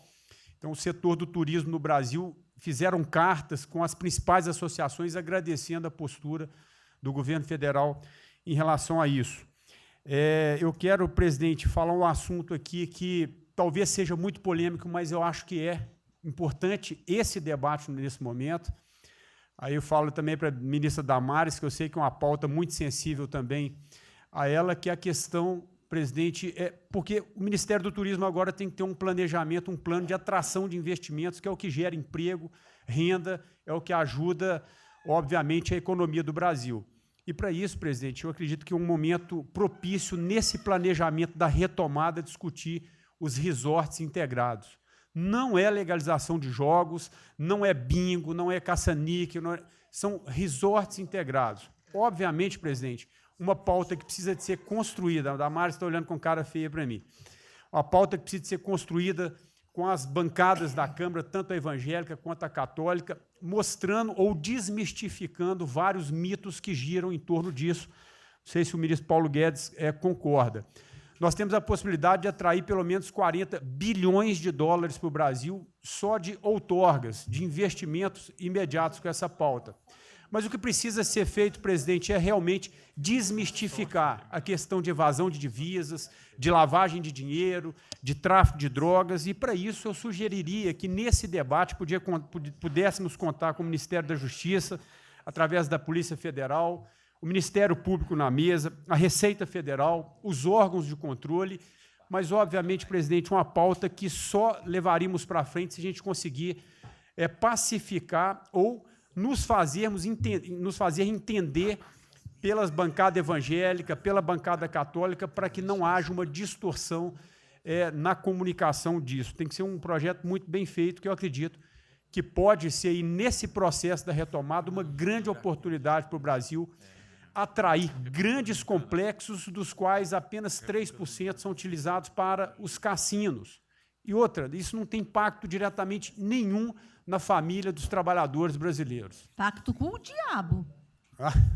Não, não é bem assim, não. Vou ter que começar a desmistificar para a Damares aqui. Estou vendo isso. Então, presidente, aqui não estou dizendo que a gente tem que colocar isso como um projeto de governo, obviamente, mas abrir esse debate em torno dos resorts integrados. Propõe a data, a gente reúne os ministérios, tá bom. A gente conversa. E, para finalizar, presidente, o ministro Nelson, prazer estar aqui com o senhor a primeira vez. A gente fez um projeto muito bem elaborado, né, dentro do âmbito do Comitê de Operações, que visa fazer com que os hotéis possam abrigar os profissionais de saúde, e só os profissionais de saúde. A questão anterior do Ministério, por 2 vezes eu mandei a mensagem, não se manifestou, não se interessou, mas eu acredito que é um projeto que pode, sobretudo, trazer para o governo federal uma boa visibilidade com essa preocupação de quem está na linha de frente do combate, que são os profissionais de saúde. Visando 2 coisas, eu já vou terminar, que é, primeiro, melhorar essa logística do profissional de saúde, que sempre tem um hotel próximo ao hospital, aos hospitais, e também a preservação da família desses profissionais, mostrando, obviamente, a sensibilidade do presidente Jair Bolsonaro na preocupação com essas vidas desses profissionais. Obrigado, ministro. Tem uma reunião, que dia que é a reunião? Parece que é hoje, às 16 horas. Hoje, então. Já tem uma reunião marcada para a gente discutir isso aí. Tá bom. Obrigado. Saúde e turismo. A gente definir. Penúltimo debatedor, ministro Weintraub. Obrigado. Tem 3 anos que eu... Fui claro no penúltimo. Muito obrigado. Tem 3 anos que, através do Onix, eu conheci o presidente. Nesses 3 anos, eu não pedi uma única conselho, não tentei promover minha carreira, me ferrei na física, ameaça de morte na universidade, e o que me fez, naquele momento, embarcar junto, era a luta pela liberdade. Eu não quero ser escravo nesse país. E acabar com essa porcaria que é Brasília. Isso daqui é um cancro de corrupção, de privilégio. Eu tinha uma visão extremamente negativa de Brasília. Brasília é muito pior do que eu podia imaginar. As pessoas aqui perdem a percepção, a empatia, a relação com o povo. Se sentem inexpugnáveis. Eu tive o privilégio de ver a mais da metade aqui desse time chegar. Eu fui secretário executivo do ministro Onix. Eu acho que a gente está perdendo um pouco desse espírito. A gente está perdendo a luta pela liberdade. É isso que o povo está gritando. Não está gritando para ter mais Estado, para ter mais projetos, para ter mais... O povo está gritando por liberdade. Ponto. Eu acho que é isso que a gente está perdendo. Está perdendo mesmo. O povo está querendo ver o que me trouxe até aqui. Eu, por mim, botava esses vagabundos todos na cadeia, começando no STF. E é isso que me choca. Era só isso, presidente. Eu realmente acho que toda essa discussão de vamos fazer isso, vamos fazer aquilo, eu vi muitos ministros que chegaram, foram embora. Eu percebo que tem muita gente com agenda própria. Eu percebo que tem, assim, tem um jogo que é jogado aqui, mas eu não vim para jogar o jogo. Eu vim aqui para lutar. E eu luto e me ferro. Eu estou com um monte de processo aqui no Comitê de Ética da Presidência. Eu sou o único que levou processo aqui. Isso é um absurdo o que está acontecendo aqui no Brasil. A gente está conversando com quem a gente tinha que lutar. A gente não está sendo duro bastante contra os privilégios, contra o tamanho do Estado. E eu realmente estou aqui de peito aberto, como vocês sabem disso. Levo tiro. Odeio o Partido Comunista. Ele está querendo transformar a gente numa colônia. Esse país não é... Odeio o termo povos indígenas, odeio esse termo, odeio. O povo cigano, só tem um povo nesse país. Quer, não quer sair de ré. É povo brasileiro, só tem um povo. Pode ser preto, pode ser branco, pode ser japonês, pode ser descendente de índio, mas tem que ser brasileiro, pô. Acabar com esse negócio de povos e privilégios. Só pode ter um povo. Não pode ter ministro que acha que é melhor do que o povo, do que o cidadão. Isso é um absurdo. A gente chegou até aqui. O senhor levou uma facada na barriga. Fez mais do que eu. Levou uma facada. Mas eu também estou levando o bordoado e estou correndo risco. E fico escutando esse monte de gente defendendo privilégio e teta. Entendeu? É isso. Negócio, empréstimos. A gente veio aqui para acabar com tudo isso, não para manter essa estrutura. E esse é o meu sentimento extremamente chateado que eu estou vendo. Essa oportunidade se perder. Eu sou, evidentemente, eu estou no grupo dos ministros que está mais ligado com a militância, evidente, porque eu era um militante. Eu estava militando de peito aberto, continuo militando, do ponto de vista de carreira. Eu poderia ter tentado me dar bem. Não foi isso que eu fiz. Não foi isso que eu fiz. Sei que isso daqui é um palácio, existem intrigas palacianas, estou sendo muito franco. E a gente pode sim perder a liberdade, perder esse país. Ninguém vai se dar bem se a gente perder esse país. Quem vai se dar bem são pouquíssimas famílias. Pouquíssimas famílias. Não se iludam. Não se iludam. Era isso. Deixa eu complementar aqui. O que o Weintraub está falando, eu estou com 65 anos, a gente vai se aproximando de quem não deve. Eu já tenho que me policiar no tocante a isso daí. São pessoas aqui em Brasília, dos três poderes, que não sabem o que é povo. Eu converso com alguns, não sabem o que é um feijão com arroz, não sabem o que é um supermercado, esqueceu. Acha que o dinheiro cai do céu. Eu estou com meus privilégios garantidos, meus 100 mil por mês, em média, 100 mil por mês a galera ganha, né? Legalmente, e acha que isso vai acabar nunca. Como alguns acham que a liberdade... qual é desse cara? Está maluco? Eu estou vendo o mais antigo aqui, o Joelino aqui. Ele sabe o que foi 64. Muitos aqui não sabem. Essa cambada que tentou chegar no poder em 64, se tiver chegado, ele estava fudido todo mundo aqui. Cortando, eu estava felicíssimo se estivesse cortando cana, ganhando $20 por mês. Não pode esquecer disso. Nós não podemos esquecer o que é esse povo. Eu vou convidar os ministros para domingo e passar na Serena Taguatinga. Convite, não é missão, não, convite. Para ver como é que está o cara na esquina. Depois ver uns merda para falar aí, né? Uns merda de sempre. O cara rompeu o isolamento, tá dando um pé. Tem pé pro cacete, pô. A pessoa tá passando fome, tá na merda, porra. Sentiu o cheiro de povo. Como eu falei lá, é uma experiência para todo político sentir. Ir lá ver como é que está o negócio. Ou a gente tem que estar como se fosse, né, um general na retaguarda e deixar a tropa se ferrar na frente. Não, o general está na frente, o coronel está na frente, o capitão está na frente. Nós, heróis da Segunda Guerra Mundial, estiver na frente de campo de batalha. Se precisar aqui, tenho certeza que nossas Forças Armadas vão cumprir com o seu papel. Mas, né, nós temos que dar exemplo. E mostrar que o Brasil não é... Eu sou mais educado que o Weintraub, até me poli muito, né, no linguajar que ele usou, mas não é isso. Que o pessoal pinta por aí. Se reunindo de madrugada, para lá, para cá. Sistema de informações. O meu funciona. O meu particular funciona. Os que tem oficialmente, desinforma. E voltando ao tema, eu prefiro não ter informação do que ser desinformado por cima de informações que eu tenho. Então, pessoal, muitos vão poder sair do Brasil, mas não quero sair, ver a minha irmã de Eldorado, outra de Cajati, o coitado do meu irmão, capitão do exército lá de Miracatu, se fuder, porra. Como é perseguido o tempo todo.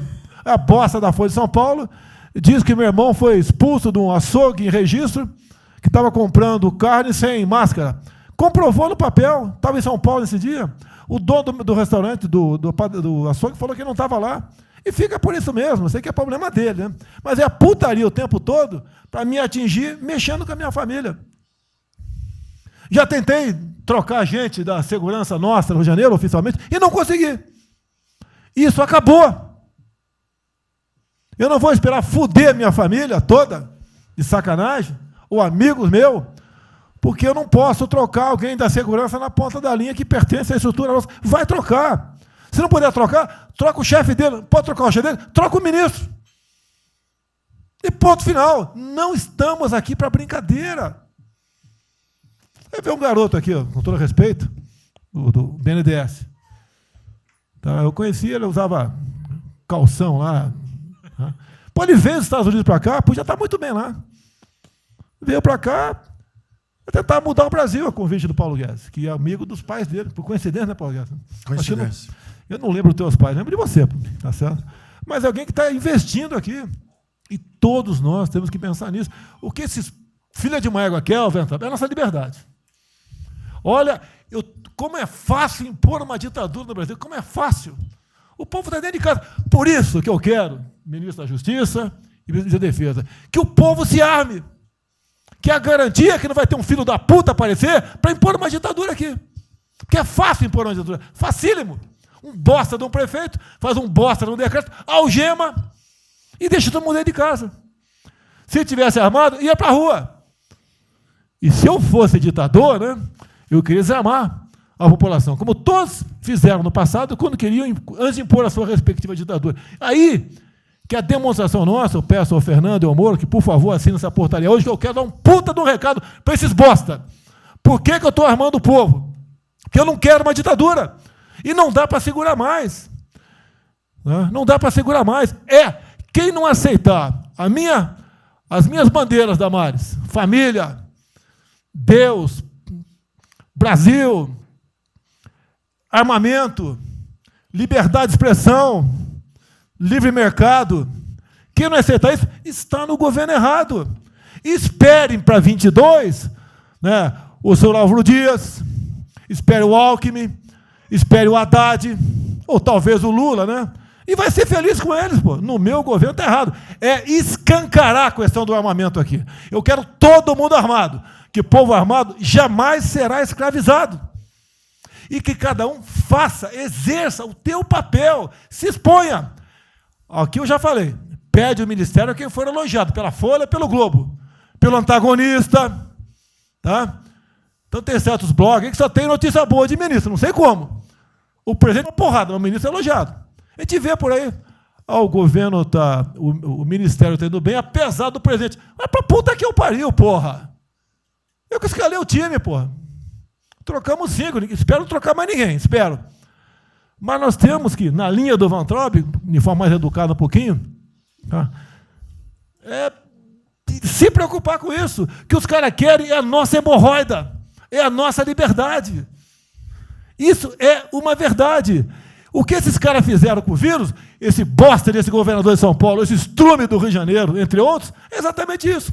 Aproveitaram o vírus, está um bosta de um prefeito lá de Manaus agora, abrindo covas coletivas. Um bosta, que quem não conhece a história dele, procura conhecer, que eu conheci dentro da Câmara, que é do meu lado.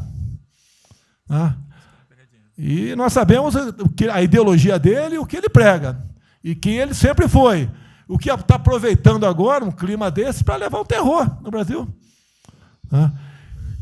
Então, pessoal, por favor, se preocupe, que é de mais importante que a vida de cada um de vocês, que é a sua liberdade. Come preso não vale porra nenhuma. Bom, presidente, esses valores e esses princípios, e o alerta aí do Weintraub é válido também, como sua evocação, é que realmente nós estamos todos aqui por esses valores. Nós estamos aqui por esses valores. Nós não podemos nos esquecer disso. Nós podemos conversar com todo mundo aqui, porque é o establishment, é porque nós precisamos dele para provar coisas, mas nós sabemos que nós somos diferentes. Nós temos noção que nós somos diferentes deles. E quando eles cruzam a linha, a gente solta a mão e sai andando sozinho. Enquanto eles estiverem no trilho conosco, no caminho de fazer as reformas que nós prometemos, nós estamos juntos. Na hora que o cara soltou a mão e passou para o lado de lá, a gente deixa o cara ir sozinho, a gente continua sozinho e vai procurar outra conversa, em outro lugar. Então, eu acho que manter essa ideia que nos trouxe aqui, e eu tenho dito isso em todo lugar, e lá fora, eu converso. Semana passada, conversei com os ministros da Fazenda de G20, conversei com os ministros também de Economia dos BRICS, e a mensagem que eu levo é sempre a mesma: o Brasil vai surpreender o mundo. Vocês duvidavam da nossa democracia, duvidavam do nosso presidente é democrata e vai fazer as mudanças. E aprovamos a reforma da Previdência o ano passado, enquanto os franceses fizeram passeatas contra a reforma da Previdência. Agora, a mesma coisa, estou dizendo, nós vamos continuar aprofundando as reformas, nós vamos seguir. Eu conheço todas as histórias de reconstrução por profissão, obrigado a estudar isso, a reconstrução da Alemanha na Segunda Guerra, na Primeira Guerra com o Schatz, na Segunda Guerra com o Ludwig Erhard, a reconstrução da economia do Chile com os caras de Chicago, o caso da fusão das duas Alemanhas, eu conheço profundamente, no detalhe, não é de ouvir falar, é de ler 8 livros sobre cada reconstrução dessa. Então, eu li Keynes 3 vezes no original antes de eu chegar a Chicago. Então, para mim, não tem música, não tem dogma, não tem blá, blá, blá. Tem estudos sobre todas as ocasiões. E nós demos uma demonstração disso quando nós estávamos indo numa direção norte, com as reformas estruturantes, e, de repente, em 3 semanas e meia, nós fomos para o sul. E nós somos elogiados hoje lá fora. Semana passada, todo mundo elogiando, fazendo referência, que o Brasil está à frente de todos os emergentes e Paris-Passu ali só está atrás um pouquinho dos Estados Unidos. Os Estados Unidos está naquele caso, que é o cara que tem a moeda forte, emite 1 trilhão para cada problema que ele tem e ninguém reclama. Fizemos vários programas antes dos alemães, vários programas antes dos ingleses, vários programas, de todo tipo. Então, se não existe algo aqui, é dogma. Existe capacidade de trabalho com um grupo extraordinário que eu tenho. Então, nós atacamos em todas as direções. Primeiro, o campus foi lá e reduziu os compulsórios em 200 bilhões. Logo depois, nós não tínhamos espaço constitucional, fizemos antecipações de benefícios e diferimento de impostos, porque não tinha espaço constitucional. Logo depois, tivemos espaço pelo Supremo e pelo Congresso. Entramos nas constitucionais, gastamos 300 e poucos bilhões, que não é muito. Para terem uma ideia, o último déficit do governo Temer foi 160. Nós gastamos 300. Não gastamos tanto assim, mas atingimos 50 milhões de brasileiros, como diz lá o Pedro. 70 milhões de brasileiros. Né? Lançamos essa camada para os mais frágeis, pegamos os idosos, pegamos as empresas, microcrédito, depois de 0 a 360 mil, depois de 360 mil a 10 milhões. Montamos um comitê de bancos, estamos lá com o Montesano agora fazendo justamente a reestruturação. Não vai ter molezinha para a empresa aérea, para nada disso. É dinheiro que nós vamos botar usando a melhor tecnologia financeira lá de fora. Nós vamos botar dinheiro, vai dar certo e nós vamos ganhar dinheiro.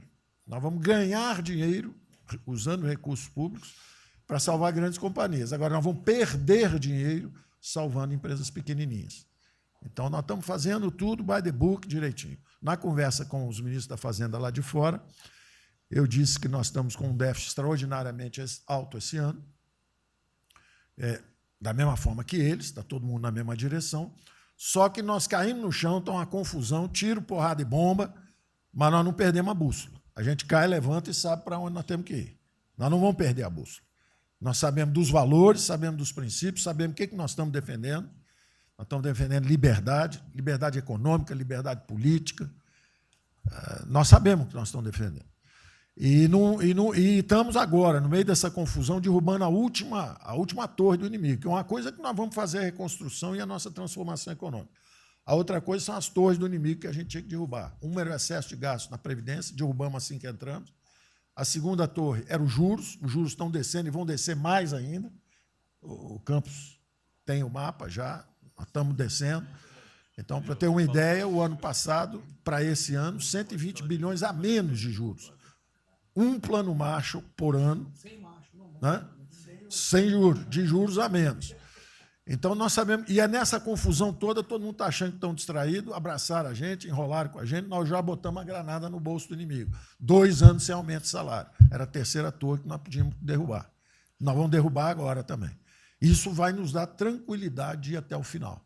Não tem jeito de fazer um impeachment se a gente tiver com as contas arrumadas, tudo em dia, acabou, não tem jeito, não tem jeito. E o presidente está no ponto futuro, porque o presidente falou o seguinte, tudo bem, tem a primeira onda que é a da saúde, mas tem a segunda que é da economia, e uma vem agarrada com a outra. Nós estamos ainda tentando sair da primeira, a segunda já está querendo bater. Eu ainda acho que nós estamos preservando os sinais vitais da economia brasileira. Ela, para mim, ainda é um urso hibernando. Você baixa sua energia para zero, consumo de energia para quase zero, só respira, mas quando você sai da gruta, você sai para comer o primeiro bicho que passar, você tem força. Nós não podemos deixar isso graças à super safra da nossa Tereza, à logística do Tarcísio, a comida está chegando, as exportações estão seguindo, a China é aquele cara que você sabe que você tem que aguentar, porque, para vocês terem uma ideia, para cada $1 que o Brasil exporta para os Estados Unidos, exporta 3 para a China. Você sabe que ele é diferente de você, você sabe que geopoliticamente você está do lado de cá. Agora, você sabe o seguinte, não deixa jogar fora aquilo ali não, porque aquilo ali é comida nossa, nós estamos exportando para aqueles caras. Não vamos vender para eles, ponto crítico nosso, mas vamos vender a nossa soja para eles, isso a gente pode vender à vontade, eles precisam comer, eles precisam comer.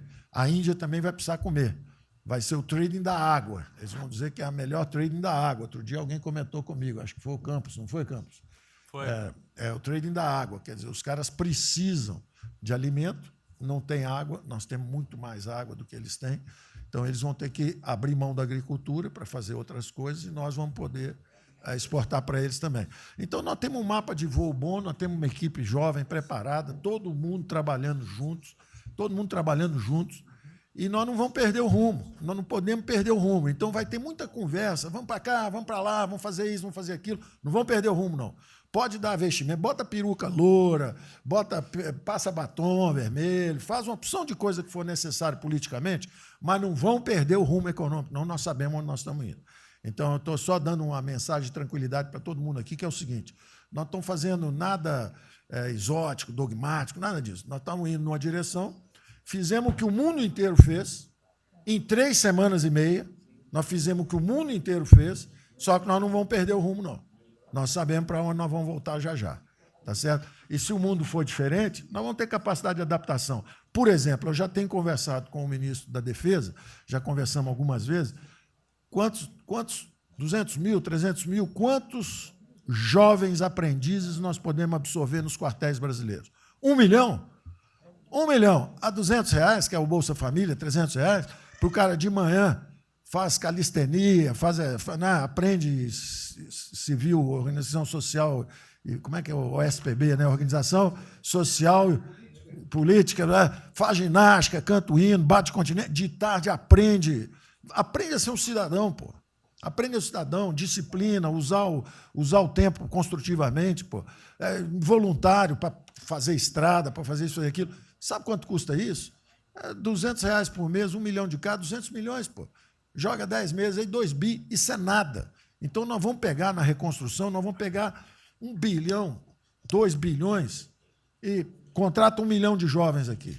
A Alemanha fez isso na reconstrução. Aí você também quer fazer estrada, precisa de 3, 4 bilhões a mais, tem um orçamento de 8, toma aqui seus 4 bilhões. Isso não faz falta. Isso não faz falta. Não é isso o problema.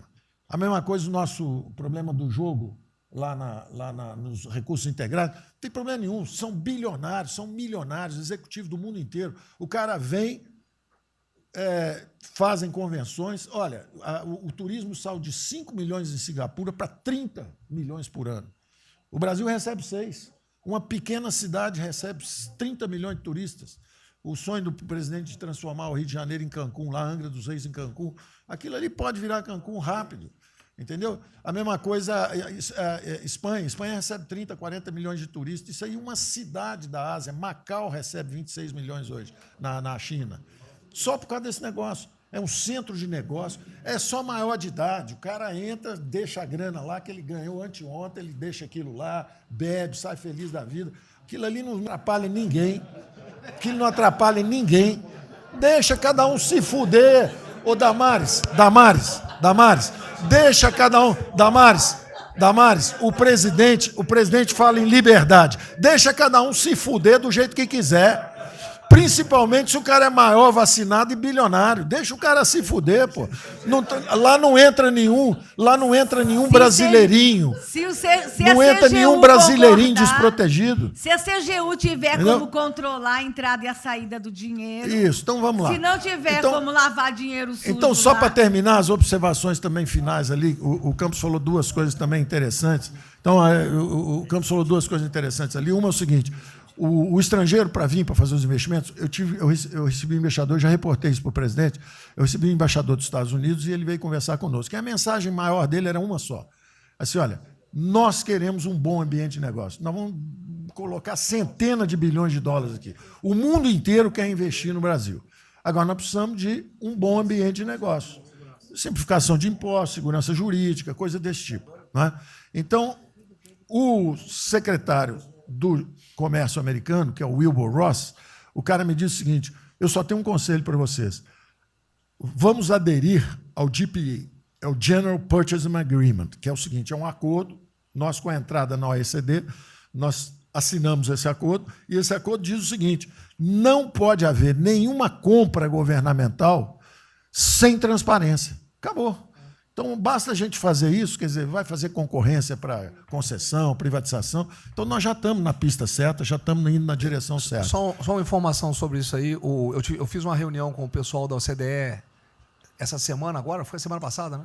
Semana passada, falando do nosso interesse, eles falaram que, assim, já nos consideram da OCDE. Sim. Tá? Então, sim. Os ministérios, estou falando isso porque vários ministérios Sim. têm uma pauta a cumprir. Sim. Vamos continuar nisso porque, vamos dizer, a impressão foi excepcional. Ministro, só um dado aqui da OCDE. Só um dado aqui, rapidamente da OCDE. O presidente falou que nós estamos com o apoio do Trump. Não, o embaixador disse isso. O embaixador disse: nós não podemos perder a oportunidade do presidente estar tão próximo ao Trump. Os nossos 2 presidentes estão próximos. Nós não podemos perder essa oportunidade. O presidente da OCDE disse que realmente o Trump, os Estados Unidos, que era, vamos dizer assim, tinha uma certa objeção, agora já está favorável. Isso é real. Ministro, é só um dado. A OCDE, 90% dos países que hoje integram a OCDE já contam com os resorts integrados. E os outros 10% é porque são muçulmanos. Por isso que não estão. 88% tem um ensino domiciliar. Então, a gente vai entrar com a MP hoje lá, tá? Homeschooling. Só uma informação. Ontem eu tive o G20 da Agricultura. Ontem foi o dia do G20 da Agricultura. Tem uma nova ordem, vai ter, depois do coronavírus, e muitos países vão colocar regras para ter estoque novamente, que eu acho que não é o nosso caso. Mas, enfim, nós precisamos ter acesso a mercados, enfim. Mas nós precisamos incentivar o trigo. É o único produto que o Brasil não é autossuficiente. O resto, presidente, se amanhã quiser fechar... Nós temos 2 milhões... Não, nós temos 2 milhões, no Sul também, mas nós temos 2 milhões de hectares ali no Matopiba, prontos, inclusive, com a Embrapa, com variedades super produtivas para poder investir lá. Precisa de dinheiro. E uma última coisa... Não, dinheiro que volta, financiamento. O que nós precisamos é baixar os juros. A agricultura não aguenta 9% de juro, é muito alto para ela. Tá. O Banco do Brasil não fala nada, não? O Banco do Brasil não é tatu nem cobra. O Banco do Brasil não é tatu nem cobra, porque ele não é privado nem público. Então, se for apertar o Rubem, coitado, ele é super liberal. Mas se apertar ele e falar, bota o juro baixo, ele, não posso, senão a turma, os privados, meus minoritários, me apertam. Aí você fala assim, bota o juro alto, ele, não posso, porque senão o governo me aperta. O Banco do Brasil é um caso pronto de privatização. É um caso pronto, e a gente não está dando esse passo. O senhor já notou que o BNDE e a Caixa, que são nossos públicos, a gente faz o que a gente quer. O Banco do Brasil a gente não consegue fazer nada, e tem um liberal lá. Então tem que vender essa porra logo. Na próxima reunião aí. Apesar de todo o aumento de risco que passou a haver no sistema bancário, o Banco do Brasil está expandindo bastante seus empréstimos. E a agricultura, a ministra Tereza Cristina é testemunha aqui de que o apoio está sendo muito grande. E nós estamos numa situação confortável, ministro, porque, primeiro, porque, em termos de liquidez, o público vê o Banco do Brasil como um porto seguro. Então, nós não estamos tendo problemas que outros bancos estão tendo, de preocupação com a liquidez do banco, com a rigidez do banco. E na nossa formação de resultado, as pessoas físicas têm um papel preponderante dentro do Banco do Brasil. E nós temos a felicidade, nesse momento, de contar com folhas de pagamento de empresas públicas, das Forças Armadas, né, que, em termos relativos, estão numa situação mais segura do que o cidadão comum, que não participa de empresas públicas. Mas só confessa o seu sonho. Hein? Confessa o sonho. Agora, confessa o seu sonho. Em relação à privatização... Só em 23 você confessa, agora não. Em relação à privatização, eu acho que fica claro que com o BNDES cuidando do desenvolvimento e com a Caixa cuidando da área social, o Banco do Brasil estaria pronto para um programa de privatização. Né? Mas isso a gente pode fazer... Só se discute, só se fala isso em 23. Tá? A gente pode fazer um dia um seminário aí que possa estender aí. Porque o Banco do Brasil, no passado, teve muitos privilégios pelo fato de ser público. Né? As folhas de pagamento vinham naturalmente para o Banco do Brasil ou para a Caixa. A administração dos depósitos judiciais eram sempre do Banco do Brasil e da Caixa. Hoje isso tudo é processo de concorrência. Nós temos que pagar muito caro por esses antigos privilégios que não são mais privilégios. E fica só o lado ruim de ser estatal, pesando no Banco do Brasil. Quer dizer, a gente não tem a mesma facilidade de contratação, a gente não tem a mesma facilidade de demissão de maus funcionários e vai por diante. Quer dizer, tudo tem que submeter ao governo, tem o Tribunal de Contas travando tudo. Né? O Tribunal de Contas, hoje em dia, é uma usina de terror. Quer dizer, se a gente faz alguma coisa, está arriscado ir para a cadeia. Se não faz, é processado por inação. Né? Você não tomou as providências que tinha que ter tomado. Então, virou um terror isso. Né?